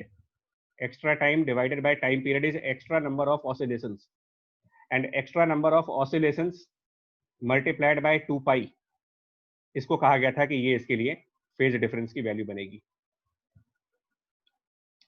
तो मैं हालांकि रिजल्ट डायरेक्ट बता सकता था, मैंने जानबूझ करके रिवाइज करवाया है इसको। तो ये हो जाएगा 4 पाई एन डी, और डिनोमिनेटर में जो c इंटू टी आएगा, मतलब स्पीड एंड टाइम पीरियड का प्रोडक्ट, उसको रिप्लेस कर देते हो आप लैम्डा के थ्रू, ये आ जाएगा फेज डिफरेंस की वैल्यू। अब उसके बाद आपको ये भी चेक करना है कि इनमें से कौन सी वेव फेज डिफरेंस पर जाएगी। मतलब वो जो कंसेप्ट, जो रिफ्लेक्टेड वाला कंसेप्ट था, कि जो रिफ्लेक्शन एट टॉप सरफेस होगा उसके लिए जब आप एम्पलीट्यूड ऑफ रिफ्लेक्टेड वेव निकालेंगे तो फॉर्मूला था amplitude of the incident wave and μ1 minus μ2 divided by μ1 plus μ2। इसके हिसाब से ये पता लगाओ कि रिफ्लेक्टेड वेव का एम्पलीट्यूड नेगेटिव आएगा या पॉजिटिव आएगा। तो जो रिफ्लेक्शन टॉप सरफेस पर होगा, वहां पर लाइट एयर से फिल्म की तरफ जा रही थी, मतलब एयर से फिल्म में एंटर कर रही है वो, तो μ1 आप एयर को मानेंगे और μ2 फिल्म को मानेंगे, यानी कि μ2 बड़ा नंबर होगा, μ1 छोटा नंबर होगा, यानी कुल मिलाकर के एयर जो आएगा वो नेगेटिव वैल्यू में आएगा। रिफ्लेक्शन एट बॉटम सरफेस के टाइम पर जब जाएंगे तो बॉटम सरफेस पर वेव का प्रोपोगेशन फिल्म से एयर की तरफ हो रहा है, बॉटम साइड पर वो वेव फिल्म वाली साइड से एयर वाले साइड की तरफ जा रही थी। तो इसमें μ1 हमारा फिल्म होगा और μ2 हमारे लिए एयर बनेगा, यानी कि μ2 छोटा है, μ1 बड़ा है, यानी कि सरफेस 2 पर जब वेव रिफ्लेक्ट होगी तो एयर की वैल्यू पॉजिटिव आएगी। मतलब एक का एम्पलीट्यूड माइनस में चला जाएगा और एक का एम्पलीट्यूड प्लस में आ जाएगा, जिसका मतलब ये हुआ कि इन दोनों में एक पाई का और फेज डिफरेंस हो जाएगा रिफ्लेक्शन की वजह से। रिफ्लेक्शन वाला फेज डिफरेंस इस तरीके से देखा जाता है कि किसके एम्पलीट्यूड में नेगेटिव साइन आ रहा है और किसके एम्पलीट्यूड में पॉजिटिव साइन आ रहा है। अब इसके बाद इंटेंसिटी मिनिमम, मिनिमम इंटेंसिटी का मतलब डिस्ट्रक्टिव इंटरफेरेंस। तो उसके लिए फेज डिफरेंस, पहली लाइन की बात कर रहे हैं, intensity minimum is observed at lambda 2, यानी कि आपको ये कहना पड़ेगा कि 4 pi N D divided by 4 pi N D divided by lambda 2, ये हमारा फेज डिफरेंस है। किसके बराबर करें? अगर आपको मिनिमम कराना है तो मिनिमम इंटेंसिटी चाहिए, तो इस फेज डिफरेंस को किसके बराबर करोगे आप? N lambda. फेज डिफरेंस है, फेज डिफरेंस, पाथ डिफरेंस नहीं है ये। फेज डिफरेंस पाई, पाई, 3 पाई, 5 पाई, 7 पाई ऐसे रखते हैं। पाई के बराबर रखेंगे सर। तो यहाँ नहीं रखेंगे, यहाँ नहीं रखोगे, क्योंकि ये तो रेगुलर कंडीशंस होती हैं। मिनिमा की रेगुलर कंडीशंस होती है कि फेज डिफरेंस पाई होना चाहिए, 3 पाई होना चाहिए, 5 पाई होना चाहिए। ये यहाँ पर पलट जाएगी कंडीशंस। क्यों? क्योंकि जिन दो वेव को इंटरफेयर होना है उसमें से एक का एम्पलीट्यूड पॉजिटिव चल रहा है और एक का एम्पलीट्यूड नेगेटिव चल रहा है। तो आप मैक्सिमा वाली कंडीशन पर मिनिमा बताएंगे, यानी कि यहाँ पर या तो 0 होना चाहिए, या 2 पाई होना चाहिए, या 4 पाई होना चाहिए, या 6 पाई, इस तरीके से बोलोगे मिनिमा के लिए। इसे रिफ्लेक्शन को बार बार ध्यान रखिए। और दूसरी कंडीशन जो कह रहे हैं कि लैम्डा 1 पर उसका मैक्सिमा है, लैम्डा 1 पर मैक्सिमा है, तो उसके लिए आप ये लिखोगे 4 pi N D divided by lambda 1, और यहाँ पर मैक्सिमा है इसका, तो यहाँ पर ये वैल्यू बननी चाहिए पाई, 3 पाई, 5 पाई, मतलब कंडीशंस चेंज करके ही आंसर लिखिएगा आप। और लैम्डा 1 ज्यादा है, वो ये भी कह रहे हैं कि लैम्डा 1 ज्यादा है, और उसके बाद ये भी कह रहे हैं कि उनके बीच में कोई मिनिमा नहीं है, no intensity minima observed between lambda 1 and lambda 2। तो इसका मतलब क्या हुआ कि इन दोनों का डिफरेंस कितना हुआ यार, इन दोनों का डिफरेंस लैम्डा 1 ज्यादा है। सुनिए, लैम्डा 1 ज्यादा होने का मतलब ये हुआ कि जो सेकंड टर्म होगा 4 pi N D by lambda 1, ये कम वैल्यू पे होगा, इसकी वैल्यू लेस होगी बिकॉज लैम्डा 1 ज्यादा है, और 4 pi N D divided by lambda 2 ये वैल्यू ज्यादा होगी क्योंकि लैम्डा 2 छोटा है, ये मोर वैल्यू है, और इनके बीच में कोई और मिनिमा नहीं आ रहा। तो इसका मतलब जानते हो क्या हुआ कि सर इनका लैम्डा बाय 2 का हो गया। मतलब इनका जो पाई डिफरेंस क्या? होगा n1 और minus 4 pi N D upon lambda 2, इनका जो डिफरेंस होगा वो कितना होना चाहिए। तो एक वैल्यू आपको नीचे वाले सीरीज में से लेनी है और एक वैल्यू ऊपर वाले सीरीज में से लेनी है, और ये दोनों वैल्यूज कंसेक्यूटिव वैल्यूज होनी चाहिए। मतलब कि अगर आप नीचे वाले में से पाई लेते हो तो आप ऊपर वाले का 2 पाई रखोगे, नीचे वाले से अगर आप 3 पाई रखते हो तो ऊपर वाले का 4 पाई रखोगे, नीचे वाले में अगर आप 5 पाई को चूज करते हो तो ऊपर में 6 पाई को चूज करना पड़ेगा आपको। यही वो क्वेश्चन कहना चाह रहा है। कुल मिलाकर के इनका डिफरेंस कितना होगा, हमेशा पाई के equal. Minus minus pi. Minus pi. हाँ सॉरी, माइनस पाई क्योंकि लैम्डा 1 पहले लिखा है। और यहां से आप निकाल सकते हो डी की वैल्यू क्या बनेगी। ठीक है ये चीज। Yes sir. Yes sir. Yes sir. Next,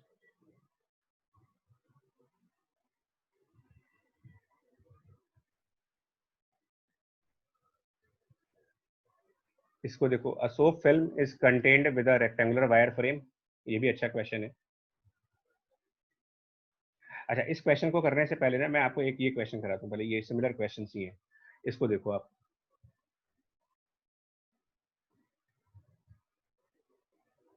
ठीक है, इसमें ये भी फिल्म है, इसको बोलते हैं wedge type film, triangular wedge film.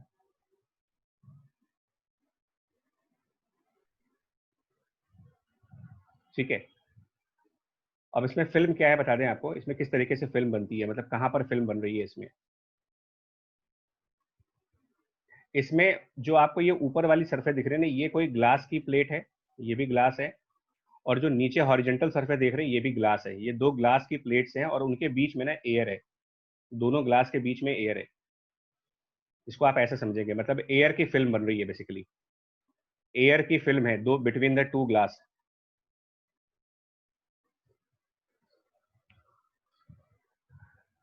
ठीक है, अब तो इसमें एक्चुअली क्या है कि जो ये फिल्म है एक तरीके से ये वेरिएबल थिकनेस की फिल्म कही जाएगी, a film of variable thickness मान लीजिए, क्योंकि बॉटम लेफ्ट साइड पर 0 थिकनेस है और राइट साइड पर h थिकनेस है।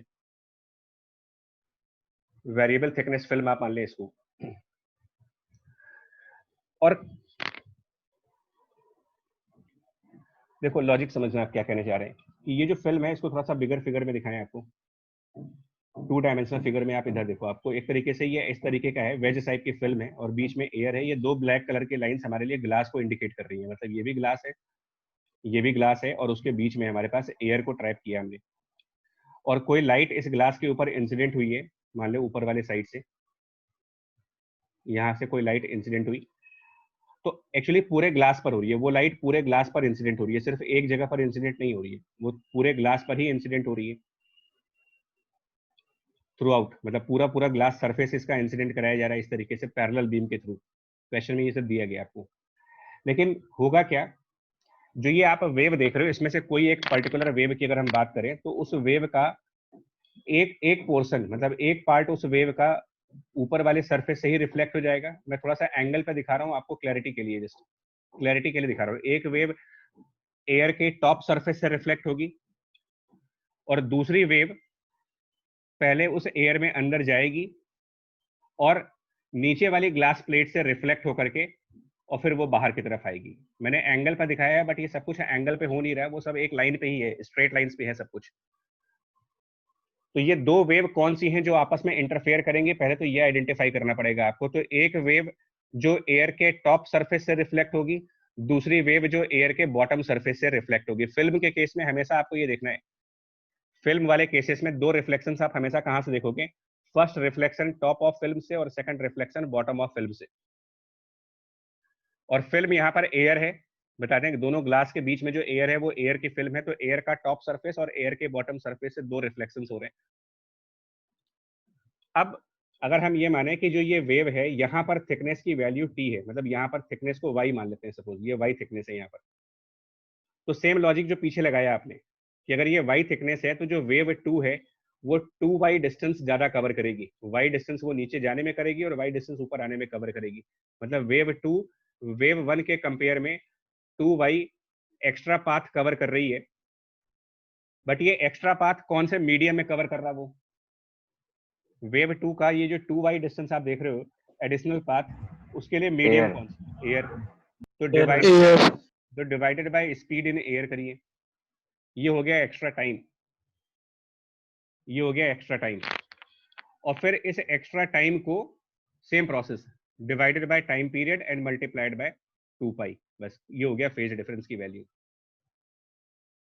प्रोसेस सबको सेम रहेगा, लेकिन इसमें कोई रिफ्रैक्टिव इंडेक्स इन्वॉल्व नहीं है, इस बात का ध्यान देना, क्योंकि फिल्म एयर की है यहाँ पर। और इसको हम किसके बराबर करेंगे, मतलब इस फेज डिफरेंस को हम किसके बराबर कर दें ताकि आपको मैक्सिमा मिले। अगर आपको मैक्सिमा की कंडीशंस लानी है तो ये किसके बराबर करना चाहिए। तो अब ये देखना पड़ेगा कि नॉर्मल कंडीशंस लगानी है या फिर फेज डिफरेंस ऑफ रिफ्लेक्शन को कंसिडर करना है। तो जो वेव 1 है, वेव 1 उसका AR चेक करो और वेव 2 का AR चेक करके देखो कि क्या दोनों पॉजिटिव आ रहे हैं या कोई नेगेटिव आ रहा है इसके अंदर। वेव 1 का रिफ्लेक्शन जो है वो कहां से हुआ देखिए आप, और वेव 2 का रिफ्लेक्शन कहां से हुआ है। तो वेव 1 का रिफ्लेक्शन हुआ है जब लाइट एयर से ग्लास के ऊपर आई थी, एयर से ग्लास के ऊपर, एयर से ग्लास की तरफ जाकर के वेव 1 रिफ्लेक्ट हुई है। और वेव 2 ये जो एयर में गई थी वो एयर से वापस ग्लास प्लेट के ऊपर गई, एयर से ग्लास प्लेट के ऊपर, वेव 2 एयर से ग्लास प्लेट के ऊपर। तो वेव 2 भी आपका एयर से ग्लास प्लेट है। अब आप बताओ, जब दोनों ही वेव एयर से ग्लास प्लेट की तरफ जा रही हैं, क्या इनमें रिफ्लेक्शन का कोई फेज डिफरेंस आएगा? दोनों वेव का रिफ्लेक्शन सिमिलर कंडीशंस में हो रहा है, सिमिलर कंडीशंस में। वेव 1 भी एयर से ग्लास के ऊपर स्ट्राइक कर रही है और वेव 2 भी एयर से ग्लास के ऊपर स्ट्राइक कर रही है।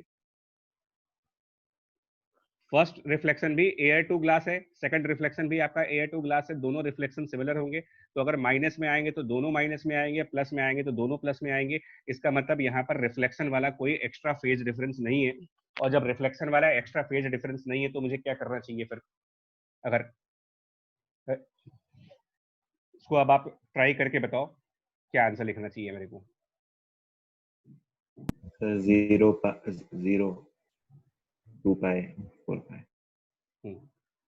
एक मिनट, एक मिस्टेक हुई है, सॉरी एक मिनट, एक मिस्टेक हो रही है, एक मिस्टेक हुई है। देखो मिस्टेक ये हो रही है, वो डायग्राम को थिन मानने से गड़बड़ हो रहा है। देखिए जो ऊपर वाली ग्लास है इंक्लाइंड वाली, ये ग्लास थोड़ी सी, सॉरी एक मिनट, जो ऊपर वाली ग्लास प्लेट आप देख रहे हो ना, ये ग्लास प्लेट थोड़ी सी थिक बनाते हैं, आपको थोड़ी सी थिकनेस में दिखाएंगे तब आपको बेटर तरीके से समझ आएगा कि हुआ क्या है इसमें।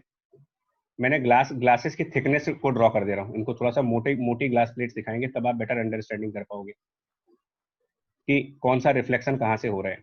देखो हम लोग ये कह रहे हैं कि सबसे पहले एक वेव ऊपर से आई, यहाँ पर एयर का मीडियम था, इसके बाद ये मोटा वाला ग्लास प्लेट है, फिर एयर है, और फिर ये मोटा वाला ग्लास प्लेट है। तो थोड़ा सा मुझे चेक करना पड़ेगा इसको।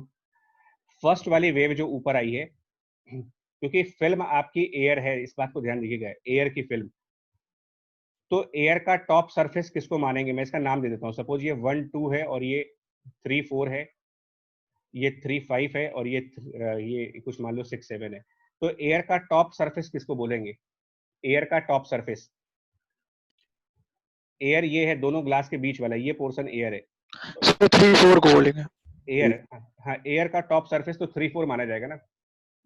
तो इसमें होगा ये थोड़ा सा मिस्टेक हुआ है कि जो लाइट ऊपर से गिरेगी वो ग्लास के अंदर जाएगी और एयर की टॉप सरफेस से वापस रिफ्लेक्ट होगी। एयर के टॉप सरफेस से पहला रिफ्लेक्शन एयर के टॉप सरफेस से देखेंगे, दूसरा रिफ्लेक्शन के लिए उस लाइट को आप वापस अंदर भेजोगे और एयर के बॉटम सरफेस से रिफ्लेक्ट होकर के ये दूसरी वेव आएगी।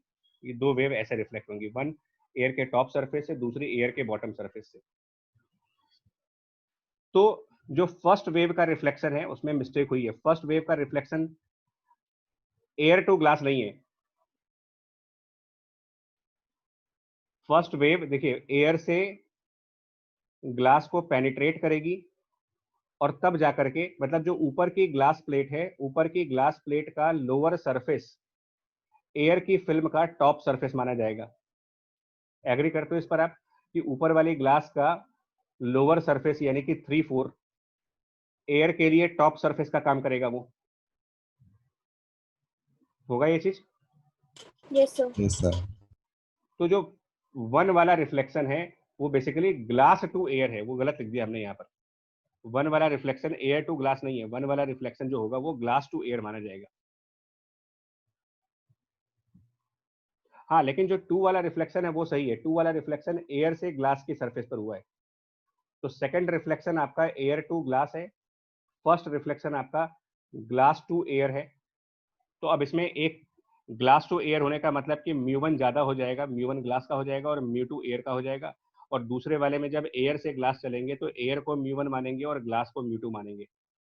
तो इसमें किसके लिए नेगेटिव वैल्यू आएगी वो चेक करेंगे। नेगेटिव वैल्यू आपको हमेशा वहां पर मिलेगी जहां म्यू2 ज्यादा आ रहा होगा आपका। म्यू1 माइनस म्यू2 है न्यूमरेटर में, तो जिसके लिए म्यू2 ज्यादा है वहां पर। तो सेकंड वाला रिफ्लेक्शन आपका एयर से ग्लास है जिसमें म्यू2 ज्यादा है, यानी सेकंड वाले रिफ्लेक्शन में नेगेटिव एम्पलीट्यूड आएगा, फर्स्ट वाले रिफ्लेक्शन में पॉजिटिव एम्पलीट्यूड आएगा। दैट मीन्स कि इनके बीच पाई का फेज डिफरेंस आ रहा है। और जब पाई का फेज डिफरेंस आ रहा है तो ये जो फेज डिफरेंस निकाला है इसको मैं पाई, 3 पाई, 5 पाई ये करके आप मैक्सिमा की कंडीशंस लाओगे। मैक्सिमम के लिए आपको ये करना पड़ेगा इसको, जिसको जनरलाइज करेंगे तो ये बेसिकली 2n-1 पाई के बराबर करके तब आपका आंसर आएगा। सर हम लोग ने 1-2 वाले सरफेस से भी तो एक रिफ्लेक्शन होगा, उसको क्यों नहीं काउंट करा है? नहीं उसको नहीं, कौन से उसको इंटरफेरेंस में देखिए, मैं फिर बोला इंटरफेरेंस में ये आप पढ़ रहे हो इंटरफेरेंस इन थिन फिल्म, जिसका क्लियर मतलब ये होता है रिफ्लेक्शन तो कई सारे होंगे इसमें।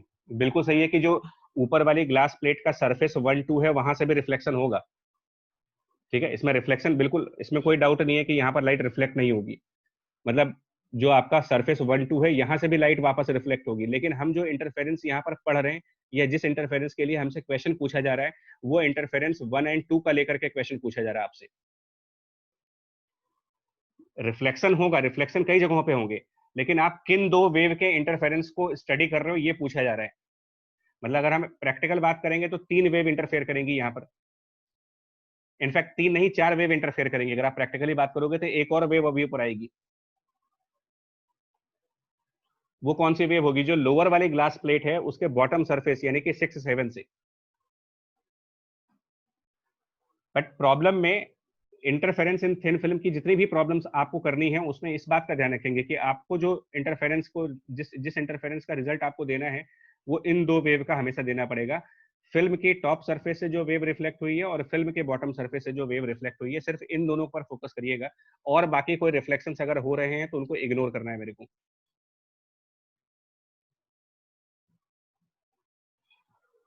और अब y को क्या पुट करेंगे वो देख लीजिए। फाइनली y की वैल्यू, तो y की वैल्यू क्या रखेंगे वो y आप यहां से निकालो। ये y है, मतलब यहां पर ये डिस्टेंस हमारा y है। तो ये आप सिमिलरिटी ऑफ ट्रायंगल से निकाल सकते हो। एक ये छोटा वाला ट्रायंगल जिसमें x और y इन्वॉल्व है, छोटा ट्रायंगल, और एक बड़ा वाला ट्रायंगल जिसमें l और h इन्वॉल्व हो जाएंगे। तो एक छोटा ट्रायंगल एक बड़ा ट्रायंगल, इनकी सिमिलरिटी को यूज करो और इनकी सिमिलरिटी के हिसाब से आप ये कह सकते हो कि h divided by l should be equal to y divided by x। और यहां से आपको y को रिप्लेस करना पड़ेगा। वो y यहां से रिप्लेस करेंगे hx डिवाइडेड बाई l करके। तो 4 पाई y रिप्लेस करेंगे hx डिवाइडेड बाई l और नीचे लैम्डा हो जाएगा l lambda equal to 2n-1 into pi. ये रिजल्ट बनेगा। पाई यहाँ से कैंसिल करो और यहाँ से x की वैल्यू सॉल्व करेंगे कि x की क्या वैल्यू बनेगी। अच्छा, हमारे लिए 2n माइनस वन आ रहा है, इनके लिए 2m प्लस वन है, बिकॉज ऑड नंबर्स के केस में आप 2n माइनस वन को भी लिख सकते हो और ऑड नंबर के लिए आप चाहो तो 2n प्लस वन भी कर सकते हो। ये ऑड नंबर को रिप्रेजेंट करने के लिए दोनों तरीके हैं, आइदर 2n माइनस वन कर ले या 2n प्लस वन कर दे। तो इन्होंने अपनी बुक में 2n प्लस, मतलब इनके क्वेश्चन में प्लस वाला सिंबल लेना है आपको, तो 2n माइनस वन की जगह 2m प्लस वन कर लीजिए, और n की जगह इन्होंने सिंबल m को यूज किया है, क्योंकि इन्होंने इंडेक्स ऑफ रिफ्रैक्शन को n माना है, तो हम इसको म्यू से रिप्रेजेंट कर देंगे, इंडेक्स ऑफ रिफ्रैक्शन को म्यू से रिप्रेजेंट कर देंगे, हालांकि उसकी कोई जरूरत ही नहीं है हमें, ठीक है ना। अब आप देख लो क्या आंसर बनेगा। सर सर यहाँ पे sir angle of ways is very small sir, इसका यही सिग्निफिकेंस है कि हम लोग ने जो वेज के जो एक तिरछी नॉर्मल आएगी सर, तो उसे जो रिफ्लेक्टेड रे होगी सर वो किसी के एंगल पे जाएगी सर, तो उस एंगल को बहुत कम मानने के लिए क्या हम लोग ने कहा है कि angle of ways is very small. ने वो इसके लिए माना है कि ये जो लाइट आप डाल रहे हो ना, ये लगभग 90 डिग्री पे बनी रहे, इससे ये एंगल 90 बने, नॉर्मल इंसिडेंस बना रहे आपका ये। हाँ ये सर यही कह रहा था, ठीक है। इस पर्पस के लिए है, नॉर्मल इंसिडेंस वाले पर्पस के लिए। सर सर उनके आंसर में सर n भी है, किसके? और ऊपर आंसर मतलब प्रूफ में सर इंडेक्स ऑफ रिफ्रैक्शन भी दिया है। Yes sir, divide by 2hn है वहाँ पे। डार्क फ्रिंजेस वाले में सर देखो उसमें क्या है ना, बता रहा हूँ आपको क्या है, आप क्वेश्चन पढ़ो, ये थोड़ा सा जो मैंने क्वेश्चन डिस्कस किया है और इन्होंने क्या, आप क्वेश्चन तो पढ़ो, वो म्यू आ जाएगा, उसमें कोई दिक्कत नहीं है, एन आ जाएगा, आप इसको पढ़ो, इन्होंने क्या लिया है, ये क्वेश्चन थोड़ा अलग तरीके से कर रहे हैं। A piece of transparent material having index of refraction is cut into the shape of wedge. आप मेरी बात समझो, हम क्या कह रहे हैं आपसे कि दो ग्लास प्लेट और उनके बीच में एयर को ट्रैप कर दीजिए आप, मैं बेसिकली इसकी बात कर रहा था। देखो यहाँ पर ये वाला, a hair is placed at one edge between the two flat glass plates, मतलब दो ग्लास प्लेट के बीच में एक हेयर को प्लेस करके वेज बनाया है, मतलब air between two glass plate. मैं इस क्वेश्चन को लेकर के बता रहा, how thick is the air, इसकी बात कर रहा हूं मैं आपसे। ये मतलब मैंने कहा ना, ये थ्योरी है आपकी।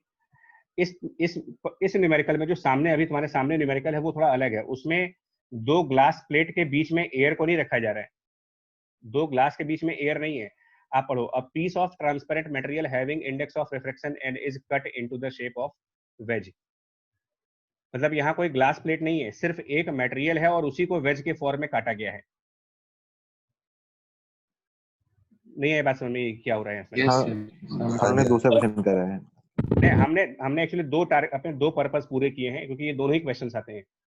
तो इन्होंने जो क्वेश्चन, अभी जो आप क्वेश्चन देख रहे हो वो ये है, मैं आपको बता, इस क्वेश्चन को भी दिखा देता हूँ। ये क्वेश्चन ये है कि आपके पास एक वेज है, ठीक है, किसी मटेरियल का वेज है इस तरीके से, कोई ग्लास व्लास नहीं है इसमें, कोई ग्लास नहीं, सिंपली एक वेज है ओनली, और इस वेज का रिफ्रैक्टिव इंडेक्स n है, और इस वेज के ऊपर आपने यहाँ से एक लाइट डाली और वो वेज के सरफेस से रिफ्लेक्ट हो गई, फिर अंदर जाकर के और वापस यहाँ से रिफ्लेक्ट हो गई। तो ये जो आप एक्स्ट्रा पाथ देख रहे हो ना, वो extra path refractive index n में कवर कर रहे हैं हम इस बार। तो जब आप extra path refractive index n में कवर करोगे, तो यहाँ पर जो c लिखा था आपने, स्पीड ऑफ लाइट, वहां पर c डिवाइडेड बाई n करना पड़ेगा मुझे। और मैं आपको जो क्वेश्चन कर रहा हूँ वो ये कह रहा हूँ कि दो ग्लास प्लेट के बीच में अगर आप एयर को ट्रैप करते हो तो क्या आंसर बनेगा। दो अलग अलग आर्टिकल्स हैं एक्चुअली, समझ पाए इसको क्या क्या कहा जा रहा है इसको?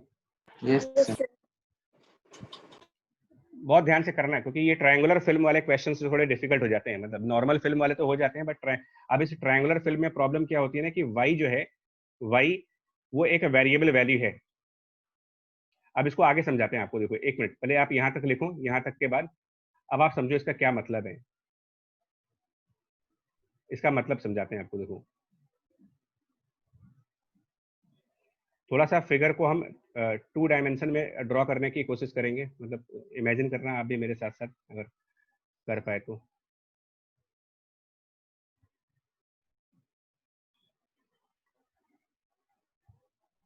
मतलब ये इस तरीके से ना, ऐसे करके एक पूरा ग्लास प्लेट है नीचे, थोड़ा सा ट्राई करना इसको, अगर एक्चुअल व्यू दिखाना चाहें तो एक ग्लास प्लेट ऐसे है और एक ग्लास प्लेट इसके साथ थोड़ी सी इंक्लाइंड फॉर्म में है ऐसे। थोड़ा सा अब आपको ना फिगर प्रॉपर तरीके से समझाते हैं कि किस टाइप की फिगर बन रही है।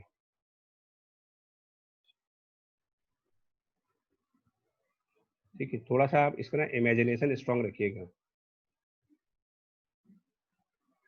आपको समझ में आया पर क्या सिचुएशन बनी है? यहाँ तक सिचुएशन समझ में आ रही है कि दो ग्लास प्लेट हमने रख दी है किसी एंगल के ऊपर, yes sir, है ना? और अब इसके ऊपर हमने यहाँ से एक लाइट वेव डाली है, पूरे ऊपर वाली ग्लास प्लेट पे डाली है, हर जगह डाली है, ऊपर के हर जगह लाइट डाली है आपने, मतलब पूरी पूरी ग्लास प्लेट को आपने पैरेलल बीम से इल्यूमिनेट किया है पूरी। अब इसमें क्या हो रहा है कि हर वेव अपने अपने पॉइंट ऑफ इंसिडेंस पर रिफ्लेक्ट हो रही है, ये एंगल थीटा है यहाँ पर। हम लोगों ने क्या किया है, हम लोगों ने एक जनरल डिस्टेंस x पे जाकर के हमने यहाँ से एक जनरल डिस्टेंस x मानी हुई है, ठीक है, यहाँ से आपने एक जनरल डिस्टेंस x माना और उस जनरल डिस्टेंस x के ऊपर आपने इस हाइट को y माना और ये कैलकुलेट किया कि जो वेव ऊपर वाले सरफेस से ही रिफ्लेक्ट हो जाएगी, मतलब यहाँ से एक वेव ऐसे आकर के यहाँ से रिफ्लेक्ट हो गई और एक वेव नीचे से आकर के और फिर यहाँ से रिफ्लेक्ट हो गई है, तो इनके इंटरफेरेंस को आप कंसिडर कर रहे हो, इसीलिए y के फॉर्म में आंसर आ रहा है। और रिजल्ट क्या बन रहा है मेरा, 4 पाई पाई कैंसिल हो चुके हैं, 4h small x by l lambda 4hx by l lambda equals to 2n+1। तो ये रिजल्ट बन रहा है आपका 4hx by lambda into l equals to 2n+1 या -1 जो भी लिखना चाहो, और इसमें h ये डिस्टेंस है आपका, h इन दोनों की फिल्म के बीच में यहाँ पर जो हाइट है ये है। इससे होगा क्या कि आपको x सॉल्व करोगे तो x की वैल्यू मिलेगी 2n+1 lambda into l divided by 4h, ये मिलेगा।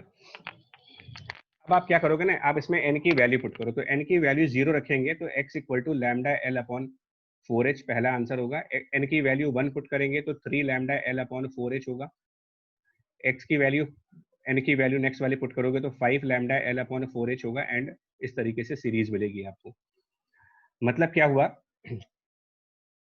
कि ये जो x हॉरिजॉन्टल डिस्टेंस देख रहे हो, जब ये लैम्डा l बाई 4h के बराबर होगा, क्योंकि वेव ऊपर वाली ग्लास प्लेट पर हर जगह पे आ रही है, ऊपर वाले ग्लास प्लेट पर वेव हर जगह पर रिफ्लेक्ट हुई है, यहाँ पे रिफ्लेक्ट हो रही है, यहाँ पर भी रिफ्लेक्ट हो रही है, और हर वेव का रिफ्लेक्शन अलग अलग थिकनेस के साथ हो रहा है, वेरिएबल थिकनेस की फिल्म है ये, तो सारी वेव अलग अलग थिकनेस से रिफ्लेक्ट हो रही है। तो x की वैल्यू जब लैम्डा l अपॉन 4h होगी तो वहां पर आपको कंस्ट्रक्टिव इंटरफेरेंस मिलेगा, मतलब जब आप इस वाली प्लेट से lambda l by 4h distance पे आगे जाओगे तो वहां पर जो पॉइंट ऑफ इंसिडेंस है ये कंस्ट्रक्टिव इंटरफेरेंस मिलेगा आपको।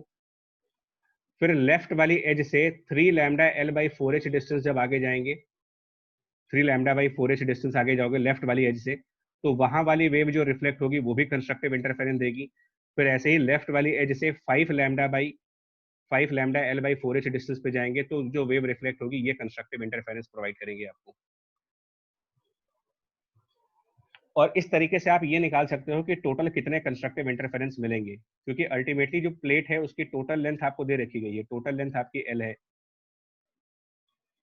तो first constructive interference x equal to lambda l by 4h पर, दूसरा constructive interference x equal to 3 lambda l by 4h पर, तीसरा constructive interference x equal to 5 lambda by 4h पर, 7 लैम्डा बाई 4h पर, 9 lambda l by 4h पर, 11 lambda l by 4h पर।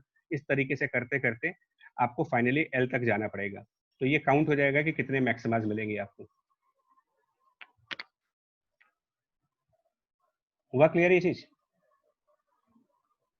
yes sir, Yes, sir.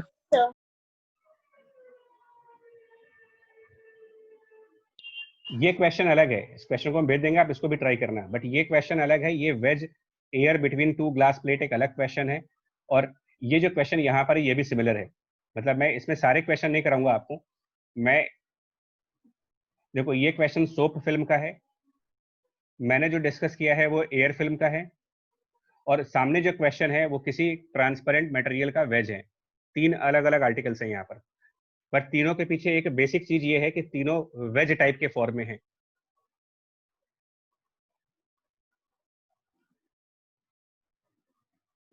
आई बात समझ में यहाँ पर आपको ये? Yes sir. yes तो sir, इसको प्रैक्टिस जरूर करना, ये सारे क्वेश्चंस नहीं कराऊंगा, ये वाला क्वेश्चन भी प्रैक्टिस करिएगा। ये जो क्वेश्चन आप देख रहे हो अभी सामने स्क्रीन के ऊपर, ये यही मैंने अभी डिस्कस किया आपसे, यही क्वेश्चन डिस्कस किया है। तो इसको आपको डिस्कस, मतलब ये चारों क्वेश्चन सेम पैटर्न के ऊपर हैं, टाइम टेकिंग क्वेश्चंस हैं, कंसेप्ट इन्वॉल्व होगा इसके अंदर पूरा, और तब जाकर के कहीं इसका फाइनल आंसर आप लेकर के आओगे।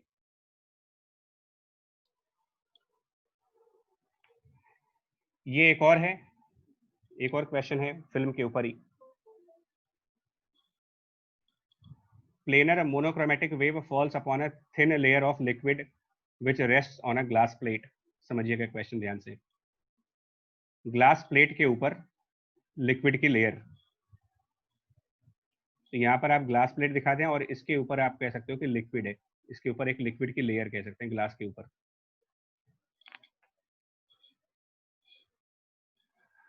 Source wavelength can be changed continuously. A destructive interference pattern is obtained for lambda equals to 0.25 and 0.35 और ग्लास का रिफ्रैक्टिव इंडेक्स 1.4 है।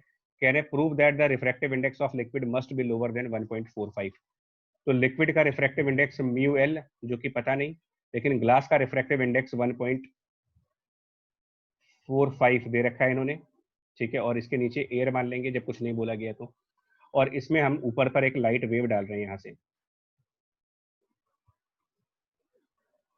क्या आंसर बनेगा? देखो इसमें फिल्म होगी लिक्विड वाली, यहाँ पर फिल्म इस बार लिक्विड वाली कंसिडर करो, तो इसमें एक रिफ्लेक्शन हो जाएगा लिक्विड के टॉप सरफेस से वेव 1 का, दूसरा रिफ्लेक्शन नीचे आकर के ग्लास की सरफेस से हो जाएगा वेव 2 का। ये दो वेव हो गई आपकी, लिक्विड के टॉप लेयर से और लिक्विड के बॉटम लेयर से। सेम चीज आएगी वेव 2 का एक्स्ट्रा पाथ, अगर आप लिक्विड की कुछ थिकनेस मान ले, जो लिक्विड है उसकी कोई थिकनेस होगी, मान ले डी थिकनेस है इसकी, तो जो वेव 2 है वो 2d डिस्टेंस एक्स्ट्रा कवर कर रही है पानी में, तो divided by c upon mu of liquid whole divided by time period multiplied by 2 pi, ये हो गया, ये फेज डिफरेंस हो गया। अब इसको आप डिस्ट्रक्टिव के लिए किसके बराबर करेंगे, ये क्वेश्चन सुनने वाला है। डिस्ट्रक्टिव के लिए हम किसके बराबर करेंगे इसको?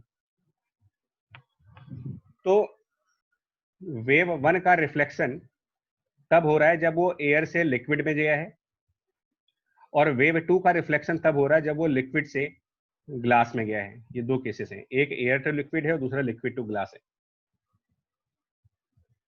तो जब आप एयर से लिक्विड जाएंगे तो μ1 कम होगा, μ2 ज्यादा होगा, इसका मतलब amplitude of reflected wave negative आएगा। लिक्विड टू ग्लास जाएंगे तो अब लिक्विड के बारे में तो कुछ पता ही नहीं मेरे को कि लिक्विड टू ग्लास में क्या हो रहा है, इसका एयर आप डिसाइड नहीं कर सकते कि क्या बनेगा, क्योंकि वही तो प्रूफ करना है आपको, prove that the refractive index of liquid must be lower than 1.45, ये प्रूफ करना है आपको।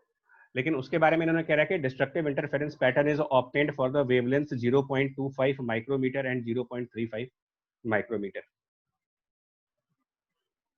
क्या करेंगे इसको बताइए, अब किस तरीके से प्रोसीड करोगे इसको? अब लेट कर लेंगे लिक्विड का ग्रेटर देन और फिर से कैलकुलेट करके, तो इसमें ये मान लेते हैं, अच्छा ठीक है, इसके अंदर आप ये कह रहे हो कि हम ये मान लेते हैं कि जो लिक्विड का रिफ्रैक्टिव इंडेक्स है वो ग्लास से ज्यादा है, ये मान लें आप कह रहे हैं, ठीक है। उसके बाद कैलकुलेट कर लेंगे वो पाई का फेज डिफरेंस आएगा कि नहीं, और फिर वैल्यू पुट करके ठीक है, देख लेंगे अगर ठीक सर है, वो ठीक है, पॉजिटिव। ठीक है, मतलब इनका ये कहना है कि हम ये मान लेते हैं कि जो लिक्विड का रिफ्रैक्टिव इंडेक्स है वो ज्यादा है, मतलब लिक्विड हमारे लिए μ1 होगा, ग्लास μ2 होगा, और हम ये मान लेते हैं कि लिक्विड मोर है, एज्यूम कर रहे हैं, लेट। तो अगर लिक्विड ज्यादा है तो एयर में नेगेटिव साइन नहीं आएगा, फिर एयर पॉजिटिव आएगा, यानी कि इन दोनों में पाई का फेज डिफरेंस आ जाएगा, क्योंकि एक नेगेटिव एम्पलीट्यूड आ रहा है, एक पॉजिटिव एम्पलीट्यूड आ रहा है। तो अब मिनिमा के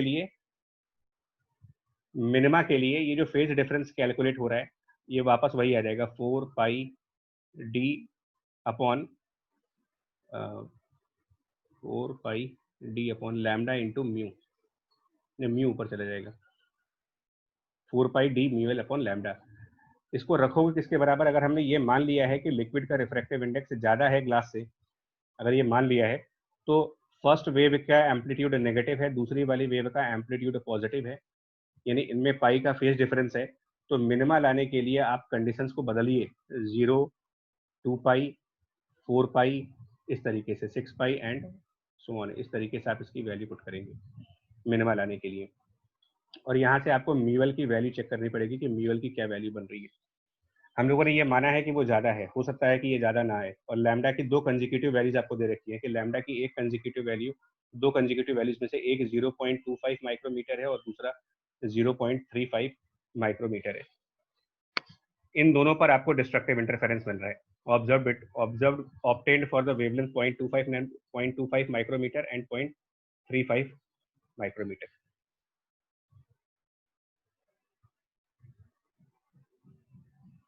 तो म्यूएल की वैल्यू निकालनी पड़ेगी आपको। म्यूएल इक्वल टू, मतलब बेसिकली वो इन जनरल 2n पाई हो जाएगा उधर राइट हैंड साइड पर, in general 2n pi into lambda, और नीचे आप करोगे डिवाइडेड बाय ये बेसिकली 4 पाई टाइम्स डी। लैम्डा की 2 कंसेक्यूटिव वैल्यूज आपको दे रखी गई हैं कि 2 कंसेक्यूटिव वैल्यूज उसकी कौन सी हैं।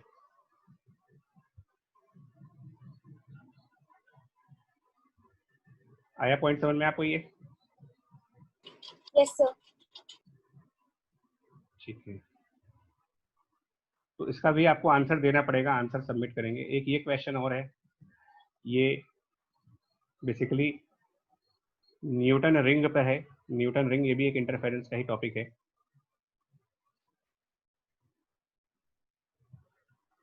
तो अब एक काम करना है, इसको आप लोग ना ट्राई करके भेजना मुझे को, न्यूटन रिंग वाला आर्टिकल आप करके भेजिएगा, ठीक है?